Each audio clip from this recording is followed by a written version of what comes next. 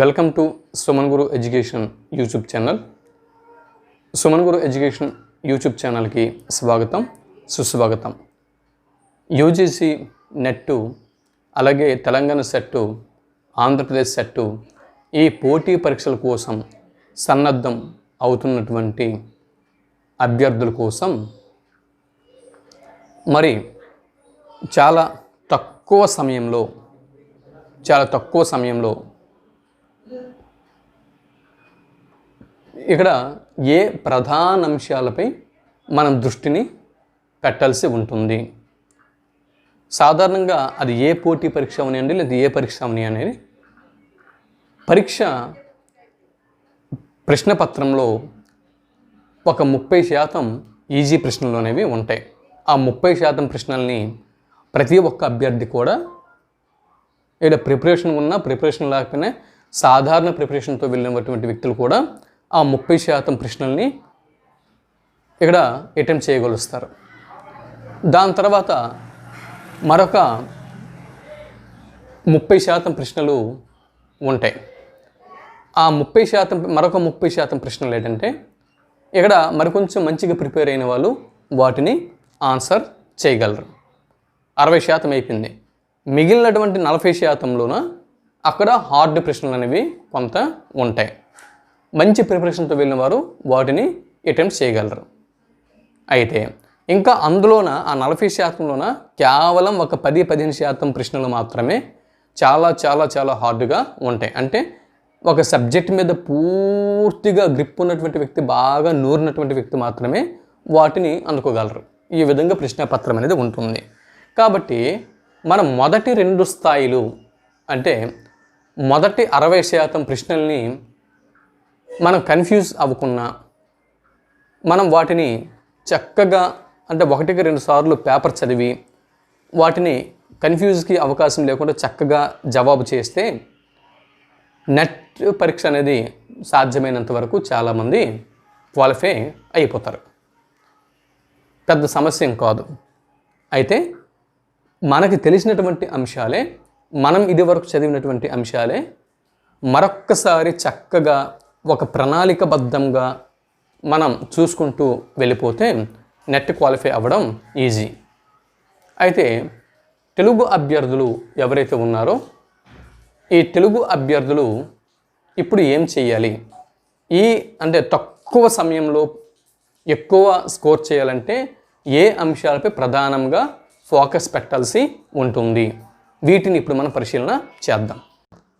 మనం మొదటగా భారతీయ అలంకార శాస్త్రం నుంచి మన ప్రిపరేషన్ని మనం ముందుకి తీసుకొని వెళ్దాం. భారతీయ అలంకార శాస్త్రం నుంచి మనం ప్రారంభిద్దాం. ఎందు గురించి అంటే ఇక్కడ అభ్యర్థులు చాలామంది ప్రశ్నల్ని పోగొట్టుకుంటూ ఉంటారు. కాబట్టి ముందుగా ఈ భారతీయ అలంకార శాస్త్రం నుంచి ఏ అంశాలని ఎలా ప్రిపేర్ అవ్వాలి అనేది చూద్దాం. సాధారణంగా నెట్ పోటీ పరీక్షల్లో అడిగేటటువంటి ప్రశ్నలు ఏంటంటే చూడండి, వరుస క్రమంలో అడుగుతాడు కదా. అంటే క్రింది వాటిలో సరైన వరుస క్రమం గుర్తించండి అని అడుగుతాడు. కాబట్టి అటువంటి వరుస క్రమం అనేది మనం గుర్తించాలంటే మనకి ప్రతి అంశం మీద కాలక్రమం అనేది మనకి ఐడియా ఉండాలి. కాబట్టి ముందు భారతీయ అలంకార శాస్త్రం నందు ఇప్పుడు కాలానికి అనుగుణంగా కాలక్రమంలో వచ్చినటువంటి అలంకార శాస్త్ర గ్రంథాలని ప్రధానంగా మనం ఇప్పుడు చూడాల్సి ఉంటుంది. అయితే ఇక్కడ ఈ విధంగా కాలక్రమంలో చూడడం వల్ల ఏంటంటే ఒక గ్రంథంని ఎవరు రచించారో గ్రంథకర్త మనకు తెలుస్తుంది. గ్రంథకర్త మీద ప్రశ్న అడిగితే, అలంకార శాస్త్రం యొక్క గ్రంథకర్త మీద ప్రశ్న అడిగితే దాన్ని మీరు గుర్తించగలరు. అది కాలక్రమంలో ఏది వరుస క్రమం అంటే దాన్ని మీరు గుర్తించగలరు. కాబట్టి ముందుగా భారతీయ అలంకార శాస్త్రం యొక్క ఈ అంశంలో నుంచి మనం వివిధ భారతీయ అలంకార శాస్త్ర గ్రంథాలు వాటి యొక్క కాలక్రమంని ఇప్పుడు మనం పరిశీలన చేద్దాం. ఏ కాలంలో ఏ యుగంలో ఏ గ్రంథాలు అనేవి ఏ అలంకార శాస్త్రాలు అనేవి వచ్చాయి అనేది ఇప్పుడు మనం ముందుగా పరిశీలన చేద్దాం. ముందు ఇక్కడ కాలక్రమంలో కాలానికి అనుగుణంగా మనం ప్రిపేర్ అయ్యేటప్పుడు మనం ఏం చేయాలంటే ఇక్కడ సాధారణ చూడండి, భారతీయ అలంకార శాస్త్రం అంటే క్రీస్తు పూర్వం 5వ శతాబ్దం నుంచి క్రీస్తు పూర్వం 5వ శతాబ్దం నుంచి క్రీస్తు శకం 10వ శతాబ్దం, ఈ క్రీస్తు పూర్వం 5వ శతాబ్దం నుంచి క్రీస్తు శకం 10వ శతాబ్దం, ముందుగా ఈ శతాబ్దంలో వచ్చినటువంటి గ్రంథాల యొక్క వరుస క్రమంని ఇప్పుడు మనం పరిశీలన చేద్దాం. అలా పరిశీలన చేసిన తర్వాత ఆ గ్రంథకర్తలు ఎవరు, అవి ఏ కాలంలో వచ్చాయి, ఇప్పుడు మనం పరిశీలన చేద్దాం. మనం ఇప్పుడు భారతీయ అలంకార శాస్త్ర గ్రంథాలు, వాటి యొక్క వరుస క్రమం, దీనిని ఇప్పుడు మనం పరిశీలన చేస్తున్నాం. ఇక్కడ క్రీస్తు పూర్వం 5వ శతాబ్దం నుంచి క్రీస్తు శకం 10వ శతాబ్దం వరుస క్రమంలో కాలక్రమంలో వచ్చినటువంటి భారతీయ అలంకార శాస్త్ర గ్రంథాలు 12 భారతీయ అలంకార శాస్త్ర గ్రంథాలు అనేవి వచ్చాయి. క్రీస్తు పూర్వం 5వ శతాబ్దం నుంచి క్రీస్తు శకం 10వ శతాబ్దం వరకు వచ్చినటువంటి భారతీయ అలంకార శాస్త్ర గ్రంథాలు ప్రధానంగా 12 ఉన్నాయి. ప్రధానంగా 12 ఉన్నాయి. గుర్తుపెట్టుకోండి. ఆ 12 గ్రంథాలు ఏవి?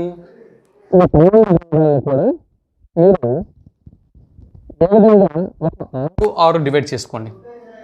6 డివైడ్ చేసుకోండి. మొదటి 6 గ్రంథాలు, తర్వాత మరొక 7 నుంచి 12 గ్రంథాలు. ఈ విధంగా డివైడ్ చేసుకోండి. ఈ విధంగా డివైడ్ చేసుకొని ముందు మొదటి 6 గ్రంథాలు చూడండి, తర్వాత మరొక 7 నుంచి 12 గ్రంథాలు చూడండి. ఇవి భారతీయ అలంకార శాస్త్రాలు. ఈ 12 భారతీయ అలంకార శాస్త్రాలు క్రీస్తు పూర్వం 5వ శతాబ్దం నుంచి క్రీస్తు శకం 10వ శతాబ్దం మధ్య వచ్చాయి. ఇది ముందు మన మైండ్లో ఫిక్స్ అవ్వాలి. ఈ విధంగా మనం మైండ్లో ఫిక్స్ చేసుకుంటే వరుస క్రమం, కాలక్రమం అడిగినప్పుడు మనం ఇక్కడ నుంచి బిట్ అనేది, మార్క్ అనేది మనం పోగొట్టుకోము. సరే, ఇప్పుడు ఈ గ్రంథాలను ఎవరు రచించారు అన్నది ఇప్పుడు మనం చూద్దాం. ఏ కాలంలో ఏ గ్రంథం వచ్చిందో మనకు తెలిసిపోయింది కదా. ఇప్పుడు ఈ 12 గ్రంథాలు ఏ కాలంలో వచ్చాయో ఇప్పుడు మనం చూద్దాం. ఏ కాలంలో వచ్చాయో చూద్దాం. నాట్యశాస్త్రం ఏ కాలంలో వచ్చింది? నాట్యశాస్త్రం అనేది క్రీస్తు పూర్వం 5వ శతాబ్దంలో వచ్చింది. క్రీస్తు పూర్వం 5వ శతాబ్దం. నాట్యశాస్త్రం యొక్క కాలం ఏదండి? క్రీస్తు పూర్వం 5వ శతాబ్దం. కర్త భరతుడు కదా. కర్త భరతుడు.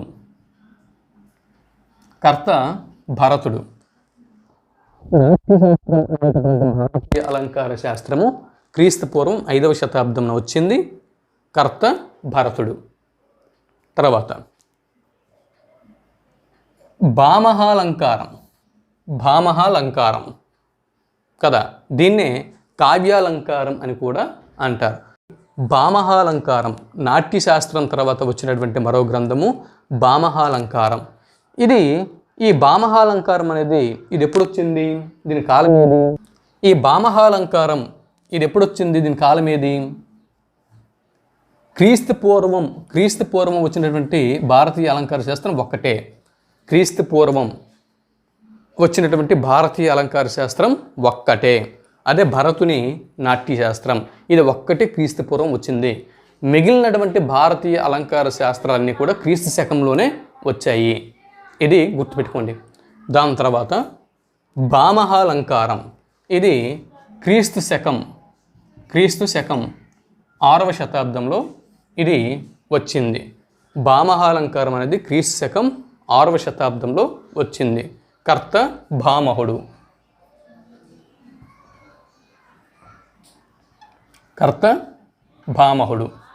ఇది కర్త భామహుడు. దాని తర్వాత ఇప్పుడు మూడోది నాట్యశాస్త్రము, భామహాలంకారము. మూడోది కావ్య దర్శనం.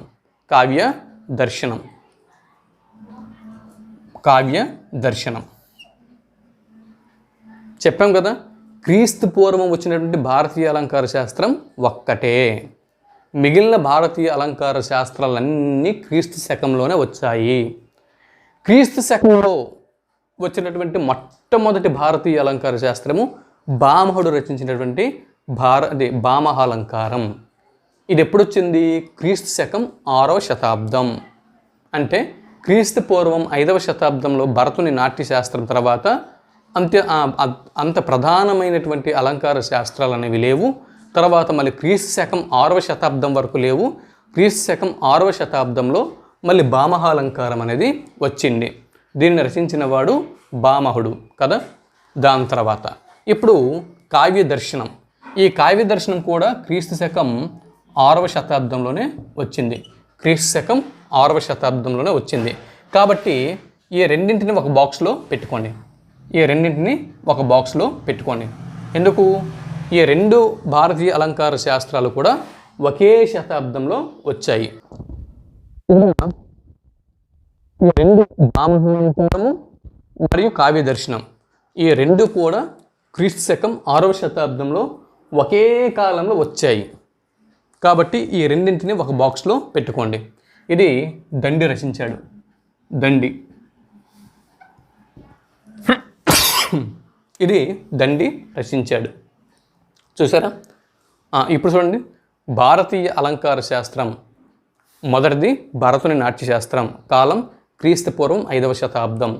దాని తర్వాత భామహుడు రచించినటువంటి భామహాలంకారం, ఇది క్రీస్తు శకం 6వ శతాబ్దం. దాని తర్వాత వచ్చినటువంటి భారతీయ అలంకార శాస్త్రము ఏది? దండి రచించినటువంటి కావ్య దర్శనం, ఇది కూడా క్రీస్తు శకం 6వ శతాబ్దంలోనే వచ్చింది కదా. ఈ రెండు ఒకే కాలంలో వచ్చాయి. క్రీస్తు శకం 6వ శతాబ్దం కదా. క్రీస్తు శకం 6వ శతాబ్దం అయిన తర్వాత ఇప్పుడు క్రీస్తు శకం 7వ శతాబ్దంలో అలంకార శాస్త్ర గ్రంథాలు ఏవి లేవు. 7వ శతాబ్దంలో ఏమీ లేవు. మళ్ళీ భారతీయ అలంకార శాస్త్రాలు 8వ శతాబ్దంలో వచ్చాయి. క్రీస్తు శకం 8వ శతాబ్దంలో వచ్చాయి. ఎన్ని? 3 వచ్చాయి. క్రీస్తు శకం 8వ శతాబ్దంలో 3 వచ్చాయి. అవి ఇదిగో, ఇదొకటి 8వ శతాబ్దం, క్రీస్తు శకం 8వ శతాబ్దం.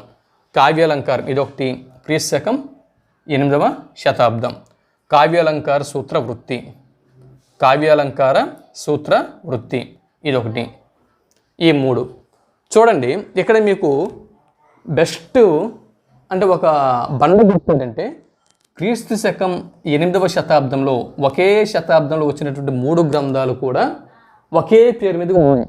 కావ్యాలంకారం, కావ్యాలంకారం, కావ్యాలంకారం. చూసారా? అంటే కావ్యాలంకార సార సంగ్రహం, కావ్యాలంకారం, కావ్యాలంకార సూత్రవృత్తి. ఈ 3కి ఒక బాక్స్ పెట్టుకోండి.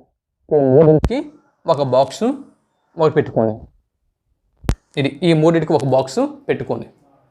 ఇక్కడ ఇప్పుడు చూడండి, కావ్యాలంకార సార సంగ్రహం, కావ్యాలంకారం, కావ్యాలంకార సూత్రవృత్తి. అంటే క్రీస్తు శకం 8వ శతాబ్దంలో వచ్చినటువంటి 3 భారతీయ అలంకార శాస్త్రాలు కూడా ఒకే పేరు మీదుగా వచ్చాయి కదా. కావ్యాలంకార సార సంగ్రహం, కావ్యాలంకారం, కావ్యాలంకార సూత్రవృత్తి కదా. ఈ 3 కూడా ఒకే శతాబ్దం. సింపుల్. అయితే ఇప్పుడు ఈ 3 గ్రంథాలని ఎవరు రచించారు ఇప్పుడు మనం చూద్దాం. ఈ 3 గ్రంథాలని రచించిన వారు ఎవరు కదా?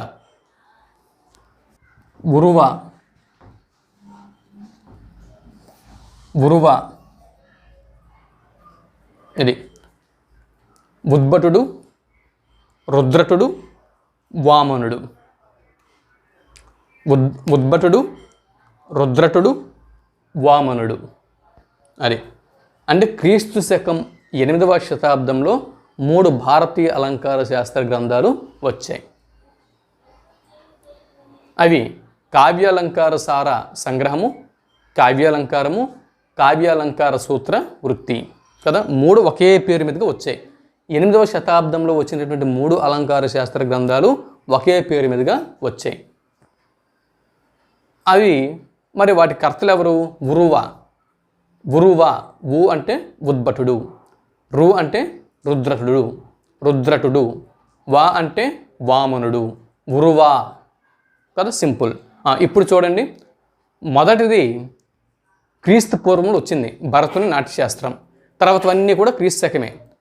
తర్వాత 5వ శతాబ్దం అంటే క్రీస్తు పూర్వం 5వ శతాబ్దం తర్వాత 5 తర్వాత 6. 6వ శతాబ్దంలో 2 గ్రంథాలు వచ్చాయి కదా. 6వ శతాబ్దంలో 2 గ్రంథాలు అనేవి వచ్చాయి. మరి 6వ శతాబ్దంలో వచ్చినటువంటి ఆ 2 గ్రంథాలు ఏవి? ఒకటి భామహాలంకారము, తర్వాత కావ్యదర్శనం కదా. భామహాలంకారము, కావ్యదర్శనం, భామహుడు, దండి. దాని తర్వాత క్రీస్తు శకం 7వ శతాబ్దంలో రాలే, 6 తర్వాత మళ్ళీ 8వ శతాబ్దంలో 3 గ్రంథాలు వచ్చాయి. ఆ 3 గ్రంథాలు కూడా ఒకే పేరు మీద వచ్చాయి. కావ్యాలంకార సార సంగ్రహము, కావ్యాలంకారము, కావ్యాలంకార సూత్రవృత్తి కదా. అయితే వీటి రచయితలు ఎవరు? ఉరువ, ఉద్భటుడు, రుద్రటుడు, వామనుడు కదా. ఈ విధంగా వచ్చాయి. ఇది దాని తర్వాత ఇప్పటికీ మనం 6 కావ్యాలని పూర్తి చేసుకున్నాం. అలంకార శాస్త్ర గ్రంథాలని 6ని మనం పూర్తి చేసుకున్నాం, అవునా. ఇప్పుడు ధ్వన్యాలోకం, కావ్యమీమాంస, లోచన వ్యాఖ్య, అభినవ భారతి, తర్వాత వక్రోక్తి, దశరూపకం. ఇప్పుడు మనము ఏ శతాబ్దం వరకు గ్రంథాలని తీసుకున్నాం? ఏ శతాబ్దం వరకు? క్రీస్తు శకం 10వ శతాబ్దం వరకు తీసుకున్నాం కదా. క్రీస్తు శకం 10వ శతాబ్దం వరకు మనం తీసుకున్నాం. భారతీయ అలంకార శాస్త్రాలని క్రీస్తు శకం 10వ శతాబ్దం వరకు మనం తీసుకున్నాం కదా. అయితే 10వ శతాబ్దం 10ని ఏమంటాము? దశ అని అంటాము కదా. దశ అని అంటాం. దశ అంటే 10 కదా. అయితే ఇదిగో దశరూపకం అంటే క్రీస్తు శకం 10వ శతాబ్దంలో వచ్చినటువంటి భారతీయ అలంకార శాస్త్రం దశరూపకం. దశ అంటే 10. మనం తీసుకున్నటువంటి చివరి శతాబ్దం కూడా 10వ శతాబ్దమే. మనం తీసుకున్నటువంటి చివరి శతాబ్దం కూడా 10వ శతాబ్దమే. 10వ శతాబ్దంని దశ అని అంటాము. అంటే దశ శతాబ్దంలో వచ్చినటువంటి రూపకం దశరూపకం కదా. 10వ శతాబ్దంలో వచ్చినటువంటి రూపకం దశరూపకం. క్రీస్తు శకం 10వ శతాబ్దంలో వచ్చింది. అలా సింపుల్ గుర్తుపెట్టుకోవచ్చు. క్రీస్తు శకం 10వ శతాబ్దంలో వచ్చినటువంటి భారతీయ అలంకార శాస్త్ర గ్రంథం ఏది? దశరూపకం. దశరూపకం. అయితే ఈ దశరూపకం కదా, దీని రచయిత ఎవరు? ఇది 10వ శతాబ్దంలో వచ్చింది. దశరూపకం అనేది 10వ శతాబ్దంలో వచ్చింది. సింపుల్. దశరూపకం దాతో అలంకార శాస్త్ర గ్రంథం అనేది ప్రారంభమైంది. ఇదే దాతో కవి పేరు కూడా ప్రారంభమవుతుంది. ధనుంజయుడు. ధనుంజయుడు. ధనుంజయుడు. ధనుంజయుడు. దశరూపకం అంటే 10వ శతాబ్దంలో వచ్చినటువంటి రూపకం దశరూపకం. దీని కర్త ధనుంజయుడు. The simple. ఇంకా ఉన్నవి 1, 2, 3, 4, 5 ఇంకా 5 గ్రంథాలు అనేవి ఉన్నాయి. ఇప్పుడు ధ్వన్యాలోకం, కావ్యమీమాంస, లోచన వ్యాఖ్య కదా, అభినవ భారతి వ్యాఖ్య, వక్రోక్తి జీవితం ఇవి ఉన్నాయి. ఇక్కడ ధ్వన్యాలోకం ఉంది. ధ్వన్యాలోకం మరియు కావ్యమీమాంస ఈ 2 9వ శతాబ్దంలో వచ్చాయి. ఈ 2 9వ శతాబ్దంలో వచ్చినటువంటి గ్రంథాలు. ఈ 2 9వ శతాబ్దంలో వచ్చాయి. ఈ 2 9వ శతాబ్దంలో వచ్చాయి. మిగిలినటువంటి 9, 10, 11, 12 ఈ 4 10వ శతాబ్దంలో వచ్చాయి. ఈ 4 10వ శతాబ్దంలో వచ్చాయి. ఇవి ధ్వన్యాలోకం, కావ్యమీమాంస ఈ 2 కూడా 9వ శతాబ్దంలో వచ్చాయి. మిగిలినటువంటి 4 గ్రంథాలు కూడా 10వ శతాబ్దంలో వచ్చాయి. మీకు ముందు 6 తీసుకోమని చెప్పాను. 6 గ్రంథాలు ఒక పార్టుగాను, 6 గ్రంథాలు మరో పార్టుగాను తీసుకోమని చెప్పాను కదా. ఇక్కడ మొదటి 6 గ్రంథాల్లో మొదటి గ్రంథము క్రీస్తు పూర్వం ఉంది. తర్వాత వచ్చినటువంటి 5 గ్రంథాలు కూడా క్రీస్తు శకంవి కదా. వాటిలో 6వ శతాబ్దంలో ప్రారంభమైంది. 6వ శతాబ్దంలో 2 గ్రంథాలు వచ్చాయి. 7వ శతాబ్దం మధ్యలో ఖాళీ. 8వ శతాబ్దంలో 3 గ్రంథాలు వచ్చాయి. 8వ శతాబ్దంలో 3 గ్రంథాలు వచ్చాయి కదా. ఇప్పుడు ఇవి 6 గ్రంథాలు. ఈ 6 గ్రంథాలు మొదటి 6 గ్రంథాలు ఇప్పుడే మనం చెప్పుకున్నాం. వాటికి ఉరువ అంటే ఉద్భటుడు, రుద్రటుడు, వామనుడు. 8వ శతాబ్దం 8వ శతాబ్దంలోన 3 గ్రంథాలు వచ్చాయి. ఆ 3 గ్రంథాల యొక్క రచయితలు ఉర్వ, ఉద్భటుడు, రుద్రటుడు, వామనుడు. ఆ 8వ శతాబ్దంలో వచ్చినటువంటి 3 గ్రంథాలు కూడా ఒకే పేరు మీదుగా వచ్చాయి. కావ్యాలంకార సార సంగ్రహము, కావ్యాలంకారము, కావ్యాలంకార సూత్రవృత్తి. ఫినిష్. 6వ శతాబ్దంలో వచ్చిన 2 గ్రంథాలు భామహాలంకరము, కావ్య దర్శనం. ఓకే, అది ఒకటి భామహుడు, తర్వాత దండి రచించాడు, అది అయిపోయింది. తర్వాత ఇక్కడ ఇది చూడండి, 9వ శతాబ్దంలో 2 గ్రంథాలు వచ్చాయి. 9వ శతాబ్దంలో 2 గ్రంథాలు వచ్చాయి. అవి తీసేస్తే మిగిలినటువంటి 4 గ్రంథాలు కూడా, అంటే 6 గ్రంథాల్లోనూ 2 గ్రంథాలు 9వ శతాబ్దంలో వచ్చినాయి. మిగిలినటువంటి 4 గ్రంథాలు కూడా 10వ శతాబ్దంలో వచ్చాయి కదా. అయితే ఇప్పుడు 9వ శతాబ్దంలో ధ్వన్యాలోకము, కావ్యమీమాంస ఈ 2 వచ్చాయి. ధ్వన్యాలోకము, కావ్యమీమాంస ఈ 2 వచ్చాయి 9వ శతాబ్దం. ధ్వన్యాలోకం రచయిత ఆనందవర్ధనుడు.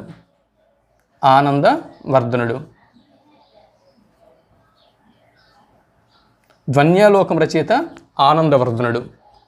కావ్యమీమాంస రచయిత రాజశేఖరుడు.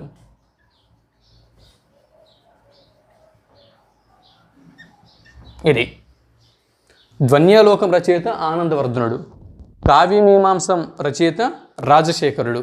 ఈ 2 ఇక్కడ ఉన్నాయి కదా. తర్వాత ఏంటంటే ఆనందవర్ధనుడు, రాజశేఖరుడు ఈ 2 కూడా ధ్వన్యాలోకము మరియు కావ్యమీమాంస. ఇక మిగిలినటువంటి 4 గ్రంథాలు లోచన వ్యాఖ్య, అభినవ భారతి వ్యాఖ్య. అంటే ఇక్కడ 2 వ్యాఖ్యలు అనేవి ఉన్నాయి. ఈ 4గింట్లో 2 వ్యాఖ్యలు అనేవి ఉన్నాయి. ఒకటి లోచన వ్యాఖ్య, తర్వాత అభినవ భారతి వ్యాఖ్య. ఈ 2 గ్రంథాలు అనేవి ఉన్నాయి 9, 10. అయితే ఇప్పుడు లోచన వ్యాఖ్య, అభినవ భారతి వ్యాఖ్య ఈ 2 ఎవరు రచించి ఉంటారు? ఈ రెండు కూడా అభినవ గుప్తుడు రచించాడు. కాబట్టి ఈ 2 మళ్ళీ డివైడ్ చేయండి. ఈ రెండింటిని అభినవ గుప్తుడు రచించాడు. అభినవ గుప్తుడు. వీటిని ఈ 2 వ్యాఖ్యల్ని కూడా అభినవ గుప్తుడు రచించాడు. కాబట్టి ఈ రెండింటిని ఒక బాక్స్లో పెట్టుకుంటారు. చివరికి వక్రోక్తి జీవితము ఒకటి మిగిలిపోయింది. దశరూపకం ధనుంజయుడు చెప్పుకున్నాం. తర్వాత వక్రోక్తి జీవితం కదా. ఈ వక్రోక్తి జీవితంని ఎవరు రచించారు? వక్రోక్తి జీవితము కుంతకుడు.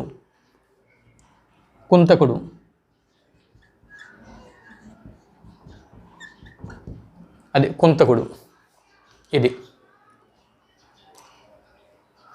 ఈ విధంగా మనం క్రీస్తు పూర్వం 5వ శతాబ్దం నుంచి క్రీస్తు శకం 10వ శతాబ్దం వరకు మనం ఇప్పుడు చెప్పుకున్నాం. ఇప్పుడు చెప్పండి, ఈ గ్రంథాలలో నుంచి వరుస క్రమంలో అడిగితే మీరు ఆన్సర్ చేయలేరా? ఈ గ్రంథాల నుంచి ఏమైనా అంటే ఏ అలంకార శాస్త్ర గ్రంథము ఏ శతాబ్దంలో వచ్చింది అంటే మీరు ఏ కాలంలో వచ్చిందంటే గుర్తించగలరు. ఏ అలంకార శాస్త్ర గ్రంథంని ఎవరు రచించారు అని అడిగినా కూడా మీరు ఇక్కడ ఈజీగా గుర్తించగలరు కదా.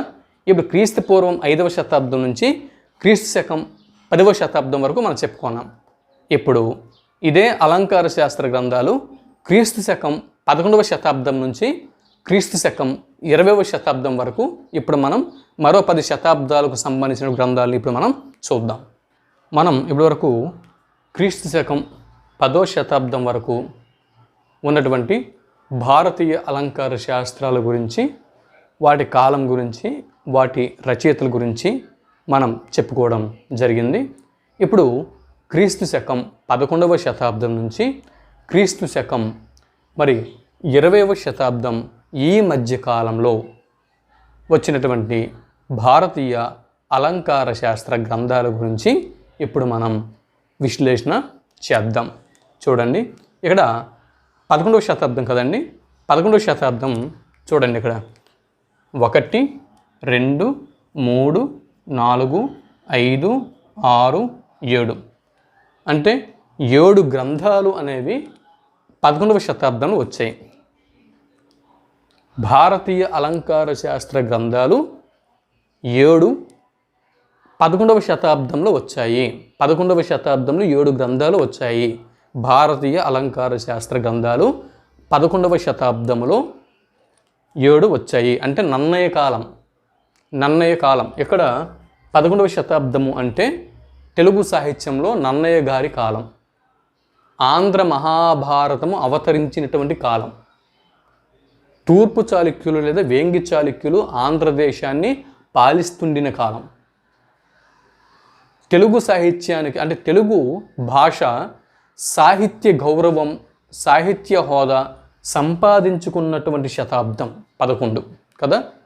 మరి ఇటువంటి ఈ 11వ శతాబ్దములో మన భారతదేశంలో మొత్తం 7 అలంకార శాస్త్ర గ్రంథాలు సంస్కృత భాషలో వచ్చాయి. 1 2 3 4 5 6 7. ఇది మీరు గుర్తుపెట్టుకోండి.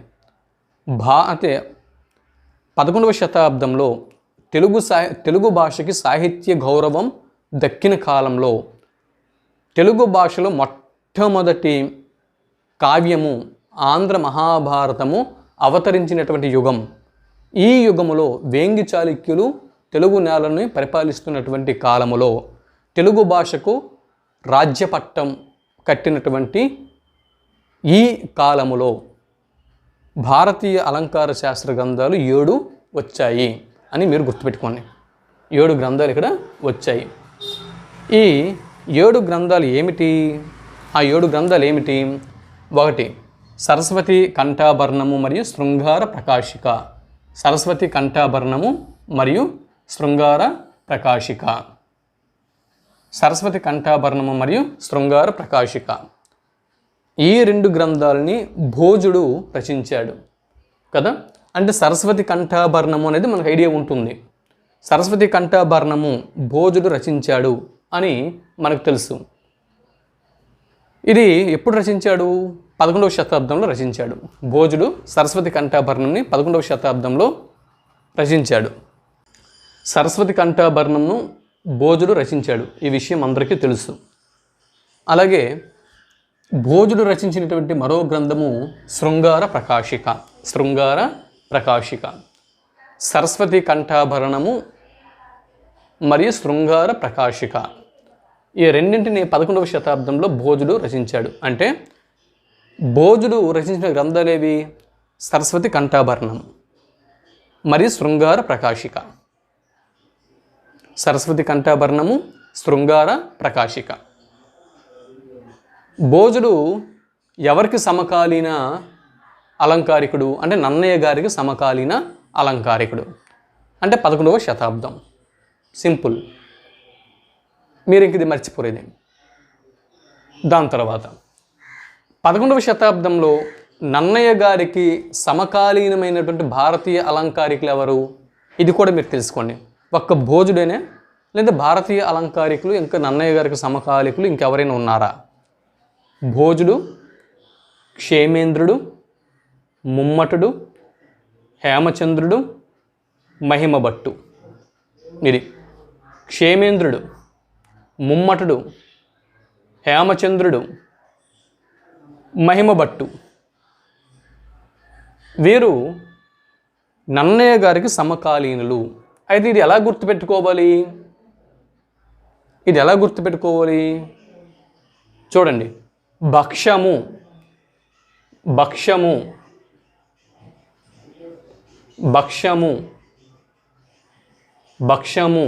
ప్లస్ హేమము. భక్ష్యము, హేమ.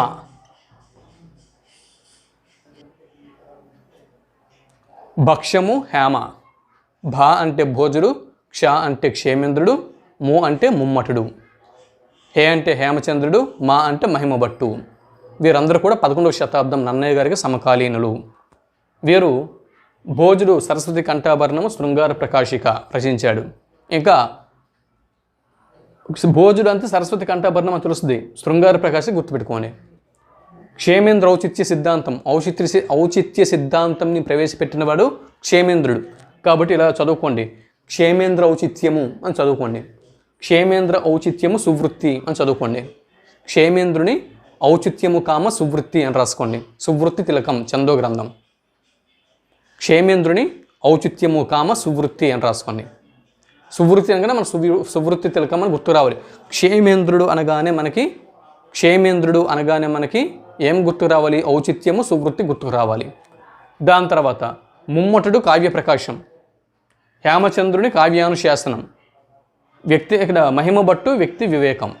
మహిమభట్టు వ్యక్తి వివేకం అంటే మహిమభట్టు యొక్క వ్యక్తిత్వం వివేకం, మహిమభట్టు యొక్క వ్యక్తిత్వం వివేకం అని అలా గుర్తుపెట్టుకోండి. మహిమభట్టు యొక్క వ్యక్తిత్వం వివేకం, మహిమభట్టు వ్యక్తిత్వ వివేకం అలా గుర్తుపెట్టుకోండి. అయితే ఇక్కడ చూడండి, మనకి బిట్టు ఇలా రావచ్చు. ఇక్కడ కావ్యానుశాసనం ఇది ఒకటి చూసుకోండి. కావ్యానుశాసనం 18వ ఇక్కడ 18 కావ్యానుశాసనం, ఇక్కడ 29 కావ్యానుశాసనం. ఇది చూసుకోండి. ఇక్కడ కావ్యానుశాసనం అనేటటువంటి భారతీయ అలంకార శాస్త్రాన్ని రచించిన వారు క్రింది వారులు ఎవరు అనే బిట్ అనేది రావచ్చు. అప్పుడు ఇక్కడ కావ్యానుశాసనంని హేమచంద్రుడు రచించి ఉన్నాడు. ఇక్కడ వాగ్భట్టు, రెండవ వాగ్భట్టు కూడా రచించున్నాడు. చూసుకోండి, ఇక్కడ కావ్యానుశాసనం హేమచంద్రుడు రచించి ఉన్నాడు. హేమచంద్రుని యొక్క కావ్యానుశాసనం ఉంది. అలాగే ఇక్కడ 13వ శతాబ్దం నాటి వాగ్భట్టు 2, రెండవ వాగ్భట్టు యొక్క కావ్యానుశాసనం కూడా ఉంది. కాబట్టి ఇక్కడ రాసుకోండి, కావ్యానుశాసనంని ఇక్కడ ఇలా రాసుకోండి. కావ్యానుశాసనం ఇలా రాసుకొని ఇలా గుర్తుపెట్టుకొని, ఒకటి కావ్యానుశాసనం ఒకరు ఎవరు? హేమచంద్రుడు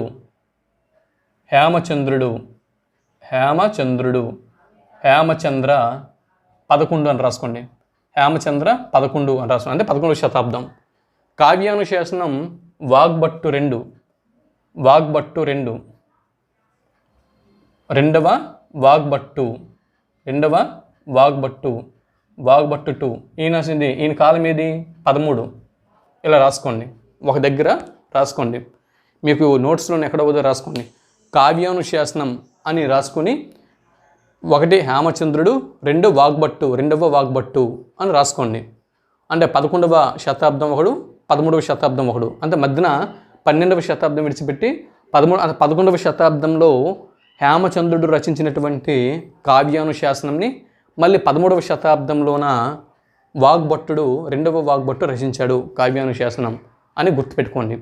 ఇది తర్వాత ఇక్కడ చూడండి 12వ శతాబ్దం. ఇప్పుడు 12వ శతాబ్దం చూస్తే 12వ శతాబ్దంలో 1, 2, 3, 4, 5, 6 12వ శతాబ్దంలో భారతీయ అలంకార శాస్త్రాలు 6 వచ్చాయి అని గుర్తుపెట్టుకోండి. 12వ శతాబ్దంలో భారతీయ అలంకార శాస్త్రాలు 6 వచ్చాయి. 12వ శతాబ్దంలో భారతీయ అలంకార శాస్త్రములు 6 వచ్చాయి. అవి 12వ శతాబ్దము అంటే తెలుగు నేలలో శైవ కవిత్వ యుగం. అంటే పాల్కూరికి సోమనాథుడు, నన్నెచోడుడు కదా, నన్నెచోడుడు, మల్లికార్జున పండితుడు, పాల్కూరికి సోమనాథుడు, వీళ్ళకి సమకాలీన కవులు వీళ్ళు. అంటే 4 ఉన్నారు 12వ శతాబ్దం పాల్కూరికి సోమనాథుడికి సమకాలీనమైనటువంటి భారతీయ అలంకార శాస్త్ర కవులు 4 ఉన్నారు. 1 వాగ్భటుడు, 2 రుయ్యకుడు, 3 అయ్యప్ప దీక్షితులు, 4 శారద తనయుడు. వారు అంటే 1 వాగ్భటుడు, రు అంటే రుయ్యకుడు. వారు అయ్యప్ప మరియు శారద అని రాసుకోండి. వారు అయ్యప్ప శారద అని రాసుకోండి. ఇది కోడు. వారు అయ్యప్ప శారద, ఇది కోడ్. ఒక బాక్స్లో పెట్టుకోండి. అంటే ఎలా రాసుకుంటారంటే 12వ శతాబ్దంలో పాల్కురికి సోమనాథుడికి సమకాలీన భారతీయ అలంకారిక కవులు ఐఫెన్ పెట్టుకొని వారు అయ్యప్ప శారద అని ఒక బాక్స్లో పెట్టుకోండి. వారు అంటే వా అంటే వాగ్భటుడు, రు అంటే రుయ్యకుడు, అయ్యప్ప మరియు శారద తనయుడు. అయ్యప్ప మరియు శారద తనయుడు, ఇది ఈ కవులు. అయితే అప్పుడు వారు వా అంటే వాగ్భటుడు రచించినటువంటి అలంకారం వాగ్భట అలంకారం. ఇది ఈజీగా గుర్తుంటుంది కదా.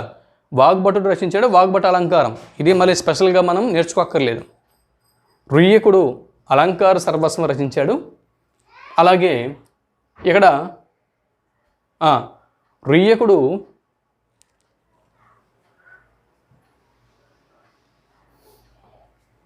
ఇది 2 సార్లు రాసామండి, ఎక్స్ట్రా రాసాము, చెరిపేస్తున్నాం. ఓకే. ఇక్కడ అలాగే రుయ్యకుడు అలంకార సర్వస్వంని రచించాడు. వాగ్భటుడు వాగ్భట అలంకారం రచించాడు, సింపుల్. తర్వాత రుయ్యకుడు అలంకార సర్వస్వంను రచించాడు, అలంకార సర్వస్వం. అయ్యప్ప దీక్షితులు కువలయానందం చిత్రమీమాంస రచించాడు. కావ్యమీమాంస రాజశేఖరుడు, చిత్రమీమాంస అయ్యప్ప దీక్షితులు. చూసుకోండి, కావ్యమీమాంస రాజశేఖరుడు, చిత్రమీమాంస అయ్యప్ప దీక్షితులు. కాబట్టి ఇక్కడ అయ్యప్ప దీక్షితులు కువలయానందము మరియు చిత్రమీమాంస, కువలయానందము మరియు చిత్రమీమాంస, కువలయానందం మరియు చిత్రమీమాంస, ఈ 2 అయ్యప్ప దీక్షితులు రచించారు. దాని తర్వాత శారద తనయుడు భావప్రకాశంను రచించాడు. శారదా తనయుడు భావప్రకాశంని రచించాడు. శారదా తనయుడు భావప్రకాశంని రచించాడు. అది ఇక్కడ కోడ్ ఎలా రాసుకుంటారంటే పాల్కురికి సోమన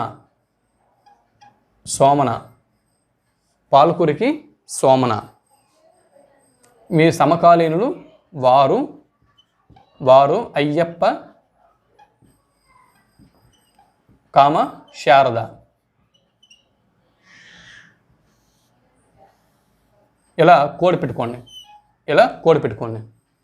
అది స్వామన్ అంటే 12వ శతాబ్దం, వారు అంటే వాగ్భటుడు రుయ్యకుడు, అయ్యప్ప దీక్షితులు శారద తనయుడు, అంతే. వాళ్ళు మరి ఒకటి వా అంటే వాగ్భటుడు రచించిన గ్రంథము వాగ్భట అలంకారం. తర్వాత రుయ్యకుడు ఏం రచించాడు? అలంకార సర్వస్వం రచించాడు. అయ్యప్ప ఏం రచించాడు? 2 రచించాడు. అవి వాడి కువలయానందము చిత్రమీమాంస, కువలయానందము మరియు చిత్రమీమాంస. శారద తనయుడు ఏం చేశాడు? భావప్రకాశంని రచించాడు. అది. దాని తర్వాత 13వ శతాబ్దం. 13వ శతాబ్దం అంటే తిక్కనకి సమకాలీనులు. 13వ శతాబ్దం అంటే తిక్కనకి సమకాలీనులు. మీకు ఏం లేదండి, సింపుల్. మనము భారతీయ అలంకార శాస్త్రమునందు ఏ కవులు ఏ గ్రంథాలను రచించారో ముందు చక్కగా నేర్చుకోండి. అంటే అవి కన్ఫ్యూజ్ లేకుండా ఏ అలంకార శాస్త్ర అంటే ఏ అలంకారికుడు ఏ గ్రంథంని రచించాడు, ఏ అలంకార శాస్త్రాన్ని రచించాడు చక్కగా నేర్చుకోండి. నేర్చుకున్న తర్వాత వాళ్ళు మన తెలుగు కవుల యొక్క కాలం మనకు అలాగా తెలుసు.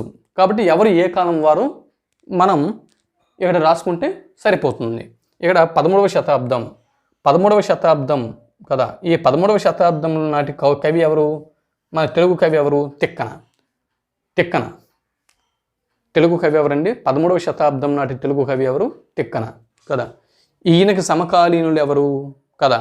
ఈయనకి సమకాలీనులు 1 విద్యానాథుడు, 2 జయదేవుడు, 3 వాగ్భట్టు 2. సింపుల్. 3 ఉన్నారు. తిక్కనికి సమకాలీనమైనటువంటి భారతీయ అలంకారికులు 3 ఉన్నారు. విద్యానాథుడు, జయదేవుడు, వాగ్భట్టు, 2వ వాగ్భట్టు కదా. ఇక్కడ విద్యానాథుడు రచించినటువంటి గ్రంథం ఏది? ప్రతాపరుద్ర యశోభూషణం. ఇది చాలామందికి తెలిసే ఉంటుంది, మీలో చాలామందికి తెలిసే ఉంటుంది. జయదేవుడు చంద్రాలోకం, ఇది కూడా తెలుసు, బాగా ఫేమస్. తెలుగు చదివే వాళ్ళకి ఇంతకుముందు 1 సారి 2 సార్లు చదువున్నా కూడా జయదేవుడు చంద్రాలోకం రచించాడు అన్న విషయం అందరికీ తెలుసు. తర్వాత జయదేవుడు రచించినటువంటి మరో గ్రంథము రతిమంజరి. ఇది గుర్తుండదు, కొంచెం రాసుకోండి. రతిమంజరి. జయదేవుడు ఇక్కడ 2 రచించాడు, చంద్రాలోకం, రతిమంజరి. వాగ్భట్టు కావ్యానుశాసనంని రచించాడు. వాగ్భట్టు కావ్యానుశాసనంని రచించాడు. ఇవి గుర్తుపెట్టుకోండి. దాని తర్వాత 14వ శతాబ్దంలో చూడండి, ఇక్కడ ముగ్గురు ఉన్నారు. 14వ శతాబ్దంలో ముగ్గురు ఉన్నారు. 14వ శతాబ్దం అంటే ఎర్రన కాలం, మన తెలుగులోన ఎర్రన కాలం. ఇక్కడ విద్యాధరుడు, విశ్వనాథుడు, సింగభూపాలుడు వీళ్ళందరూ కూడా ఇక్కడ తెలుగు అలంకారికులు అండి. ఇక్కడ నుంచి తెలుగు అలంకారికులు వచ్చారు. సంస్కృత అలంకారికులు కాదు, తెలుగు అలంకారికులు ఇక్కడ నుంచి వచ్చారు. విద్యాధరుడు, విశ్వనాథుడు, సింగభూపాలుడు. ఇక్కడ విద్యాధరుడు యాకావళిని రచించాడు. విశ్వనాథుడు సాహిత్య దర్పణం రచించాడు. సింగభూపాలుడు రసార్ణవ సుధాకరంని రచించాడు. అది ఈ మూడు ఒక బాక్స్ పెట్టుకోండి. ఈ మూడు ఒక బాక్స్ని పెట్టుకోండి.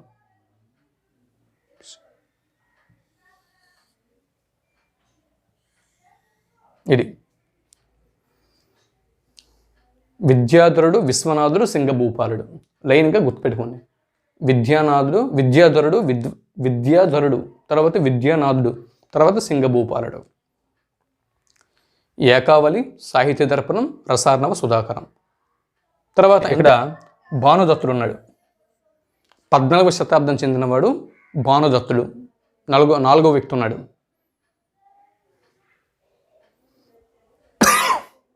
ఇక్కడ ఎర్రనికి సమకాలీనులు 1, 2, 3, 4 నలుగురు ఉన్నారు. ఎర్రనికి సమకాలీనులు 4 ఉన్నారు. విద్యాధరుడు, విశ్వనాథుడు, అలాగే సింగభూపాలుడు, తర్వాత భానుదత్తుడు. ఈ భానుదత్తుడు ఏం రచించాడు? రసమంజరి మరియు రసతరంగిణి. ఈ రెండు పైకి తీసుకెళ్ళండి. ఎక్కడికి తీసుకెళ్ళండి? ఇది సాహిత్య చింతామణి పెదకోమటి వేమారెడ్డి. అంటే శ్రీనాథుడు 15వ శతాబ్దమున రెడ్డి రాజులు అయినటువంటి పెదకోమటి వేమారెడ్డి ఆస్థానంలో విద్యాధికారిగా ఉండేవాడు. కాబట్టి ఈయనకి కిందకి దింపియండి. పెదకోమటి వేమారెడ్డి అంటే మనకి తెలుసు, శ్రీనాథుడు అతని యొక్క ఆస్థానంలో విద్యాధికారి అంటే 15వ శతాబ్దంలో మనకు తెలుసు కదా. కాబట్టి ఈ ఒక్కటి పెదకోమటి వేమారెడ్డి కిందకి దింపండి. ఈ 2 ఇక్కడ రాసుకోండి. ఇవి రాసుకోండి. అంటే 14వ శతాబ్దంలో 4 అలంకారికులు ఉన్నారు. 14వ శతాబ్దంలో ఎర్రనికి సమాన కాలంలో 4 అలంకారికులు ఉన్నారు. విద్యాధరుడు, విశ్వనాథుడు, సింగభూపాలుడు, భానుదత్తుడు. విద్యాధరుడు యాకావళి, విశ్వనాథుడు సాహిత్య దర్పణం, సింగభూపాలుడు రసార్ణవ సుధాకరం, భానుదత్తుడు రసమంజరి, రసతరంగిణి. చూడండి, ఇక్కడ ఫైనల్గా చివరిగా 3 రచనలు కూడా రసముతో మొదలవుతున్నాయి. రసము అనేటువంటి పేరుతో మొదలవుతున్నాయి. రసార్ణవ సుధాకరం. ఆగండి, ఇక్కడ తీసేద్దాం. ఇది తీసేద్దాం. ఆగండి.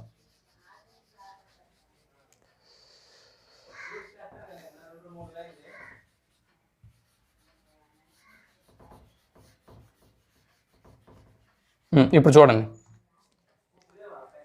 రసార్ణవ సుధాకరము, రసమంజరి, రసతరంగిణి. రస అనేటువంటి పేరుతో సింపుల్ ఎక్కడంటే రసార్ణవ సుధాకరం, రసమంజరి, రసతరంగిణి. రసార్ణవ సుధాకరం, రసతరంగిణి, రసమంజరి, రసతరంగిణి. రసార్ణవ సుధాకరం, రసార్ణవ సుధాకరం, రసమంజరి, రసతరంగిణి. రసార్ణవ సుధాకరంని సింగభూపాలు రచించాడు. మిగిలినటువంటి రసమంజరి, రసతరంగిణి వీటిని భానుదత్తుడు రచించాడు. ఇది అంటే ఇక్కడతో 14వ శతాబ్దం వరకు అయ్యింది. 11వ శతాబ్దం నుంచి 14వ శతాబ్దం వరకు మనం చెప్పుకున్నాం. చూడండి మిత్రులారా, ఇక్కడ మనం ఇంతకుముందు 14వ శతాబ్దం వరకు భారతీయ అలంకార శాస్త్రాల గురించి మనం చర్చించుకున్నాం. ఇప్పుడు 15వ శతాబ్దం పరిశీలన చేస్తే 15వ శతాబ్దంలో 2 గ్రంథాలు ఉన్నాయి. భారతీయ అలంకార శాస్త్ర గ్రంథాలు 15వ శతాబ్దంలో 2 ఉన్నాయి. 16వ శతాబ్దంలో 2 ఉన్నాయి. అలాగే ఇక్కడ 17వ శతాబ్దంలో లేవు. అంటే 17వ శతాబ్దం అంటే ఇది హరిభక్తి రసాయనం అనేది ఇది కాలం అనేది ఇది వివాదాస్పదంగా ఉంది. దాని తర్వాత 18వ శతాబ్దంలో 3 గ్రంథాలు ఉన్నాయి. 15వ శతాబ్దంలో 2 ఉన్నాయి, 16వ శతాబ్దంలో 2 ఉన్నాయి, 18వ శతాబ్దంలో 3 అలంకార శాస్త్ర గ్రంథాలు అనేవి ఉన్నాయి. చూసారా, భారతీయ అలంకార శాస్త్ర గ్రంథాలు 15వ శతాబ్దంలో 2 ఉన్నాయి, 16వ శతాబ్దంలో 2 ఉన్నాయి, 18వ శతాబ్దంలో 3 ఉన్నాయి. మిగిలింది దీని కాలం వివాదాస్పదం. సరే, అది ఉంది. ఇక 15వ శతాబ్దంలో పెదకోమిటి వ్యామారెడ్డి అనే మన తెలుగు రాజకవి రెడ్డిరాజు ఒక అలంకార శాస్త్ర గ్రంథంని రచించాడు. అది సాహిత్య చింతామణి అనే అలంకార శాస్త్రాన్ని పెదకోమిటి వ్యామారెడ్డి 15వ శతాబ్దంలో రచించాడు. మీకు తెలుసు, అంటే ఆయన కాలం 15వ శతాబ్దం, శ్రీనాథుడు ఈయన ఆస్థానంలో విద్యాధికారి అని మీకు తెలుసు. దాని తర్వాత మరి ఇదే 15వ శతాబ్దంలో వచ్చినటువంటి మరో అలంకార శాస్త్రం రసగంగాధరం. దీని రచయిత జగన్నాథ పండిత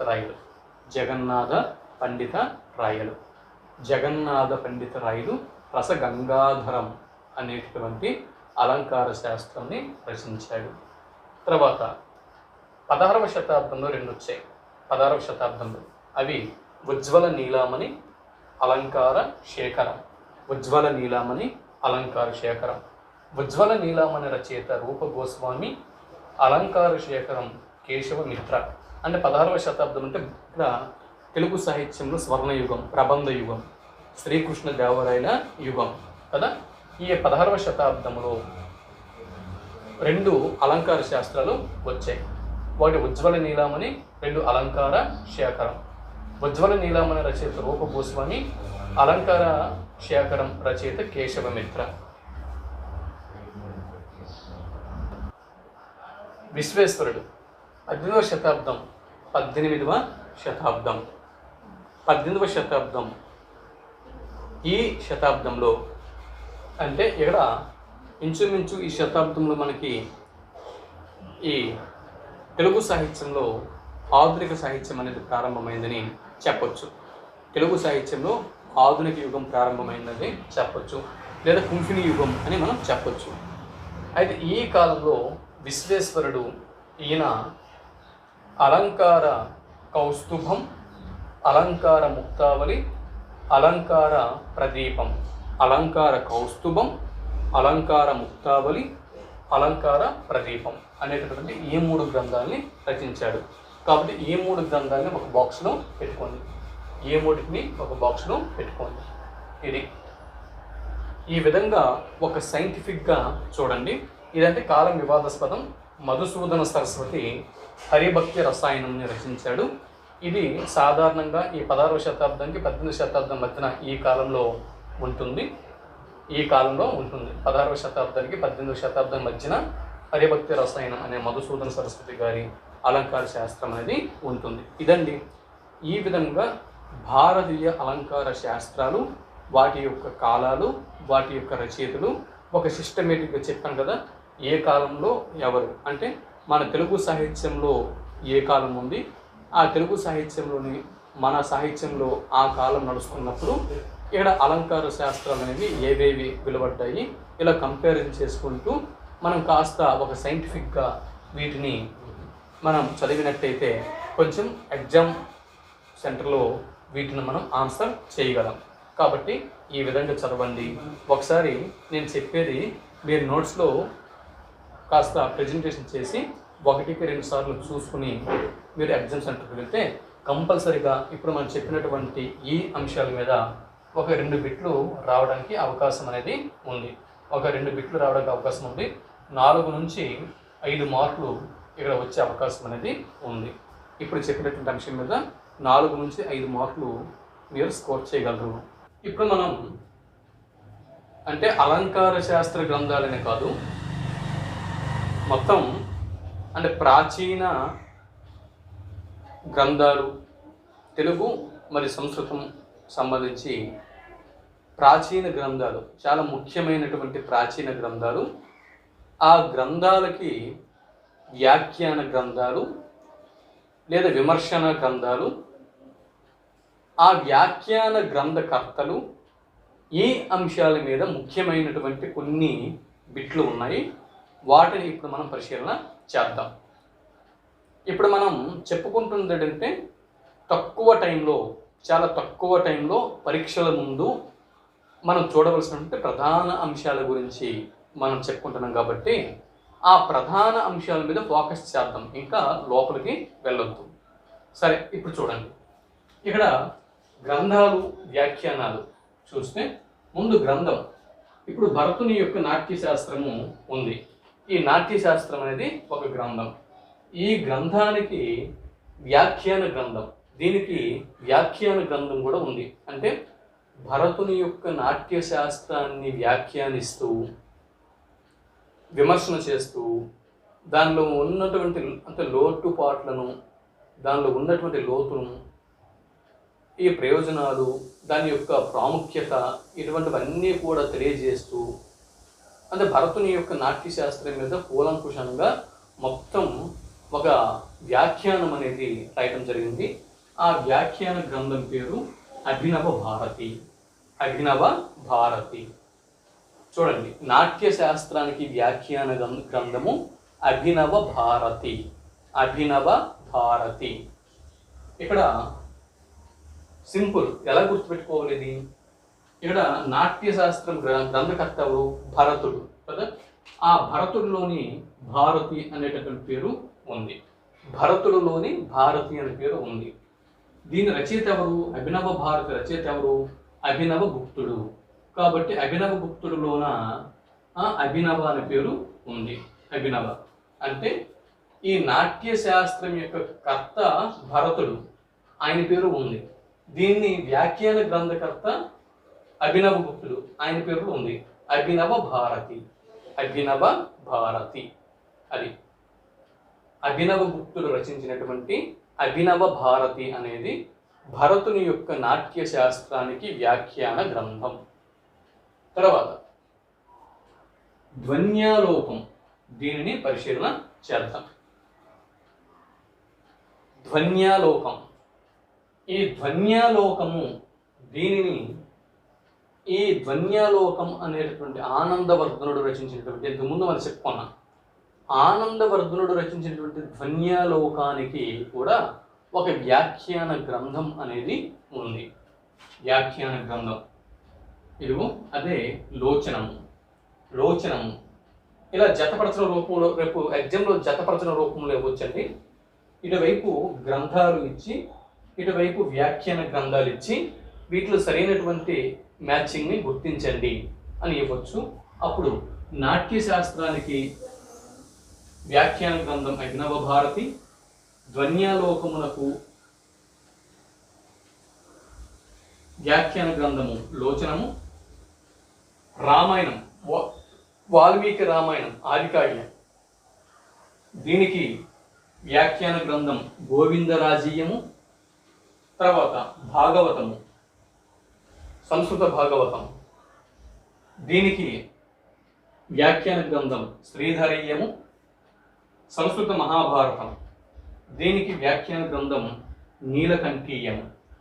చూడండి, గోవిందరాజీయం అనేది రామాయణంకి వ్యాఖ్యాన గ్రంథం, శ్రీధరీయము అనేది భాగవతానికి వ్యాఖ్యాన గ్రంథం, నీలకంఠీయము అన్నది మహాభారతానికి వ్యాఖ్యాన గ్రంథం. అయితే ఈ రెండు మీరు కన్ఫ్యూజ్ అయ్యే ఛాన్స్ ఉంది. జాగ్రత్త, మీరు ఎక్కడ కన్ఫ్యూజ్ అవుతారో కూడా నేను చెబుతున్నా. శ్రీధరీయము, నీలకంఠీయము ఎందు గురించి అంటే భాగవతం వ్యాసుడు రచించాడు, మహాభారతం వ్యాసుడు రచించాడు. దీనికది దానికి మీరు బై మిస్టేక్ చేసే ఛాన్స్ ఉంటుంది. శ్రీధరీయము అనేది భాగవతంకి వ్యాఖ్యాన గ్రంథం, నీలకంఠీయము అనేది మహాభారతానికి వ్యాఖ్యాన గ్రంథం. కన్ఫ్యూజ్ అవ్వద్దు, చూడండి ఈ రెండు అందుకే బాక్సులు పెట్టినాను, ఆ రెండింటి దగ్గర కన్ఫ్యూజ్ అవుతారు. తర్వాత ఇక్కడ రాఘవ పాండవీయం. ఈ రాఘవ పాండవీయంకు వ్యాఖ్యాన గ్రంథం ఏది? ఇక్కడ చూడండి, ఇవి గ్రంథాలు. రాఘవ పాండవీయం గ్రంథం, తెలుగు నన్నయ్య గారి మహాభారతం అనే తెలుగు మహాభారతం, ఇది ఒక గ్రంథం. నన్నయ్య భారతం, తిక్కన భారతం, శృంగార నైషధం ఇలా ఉంది. ఇవి గ్రంథాలు. వీటి యొక్క వ్యాఖ్యాన గ్రంథాలు ఏవి? రాఘవ పాండవీయంకు వ్యాఖ్యాన గ్రంథం ఆదర్శ వ్యాఖ్య.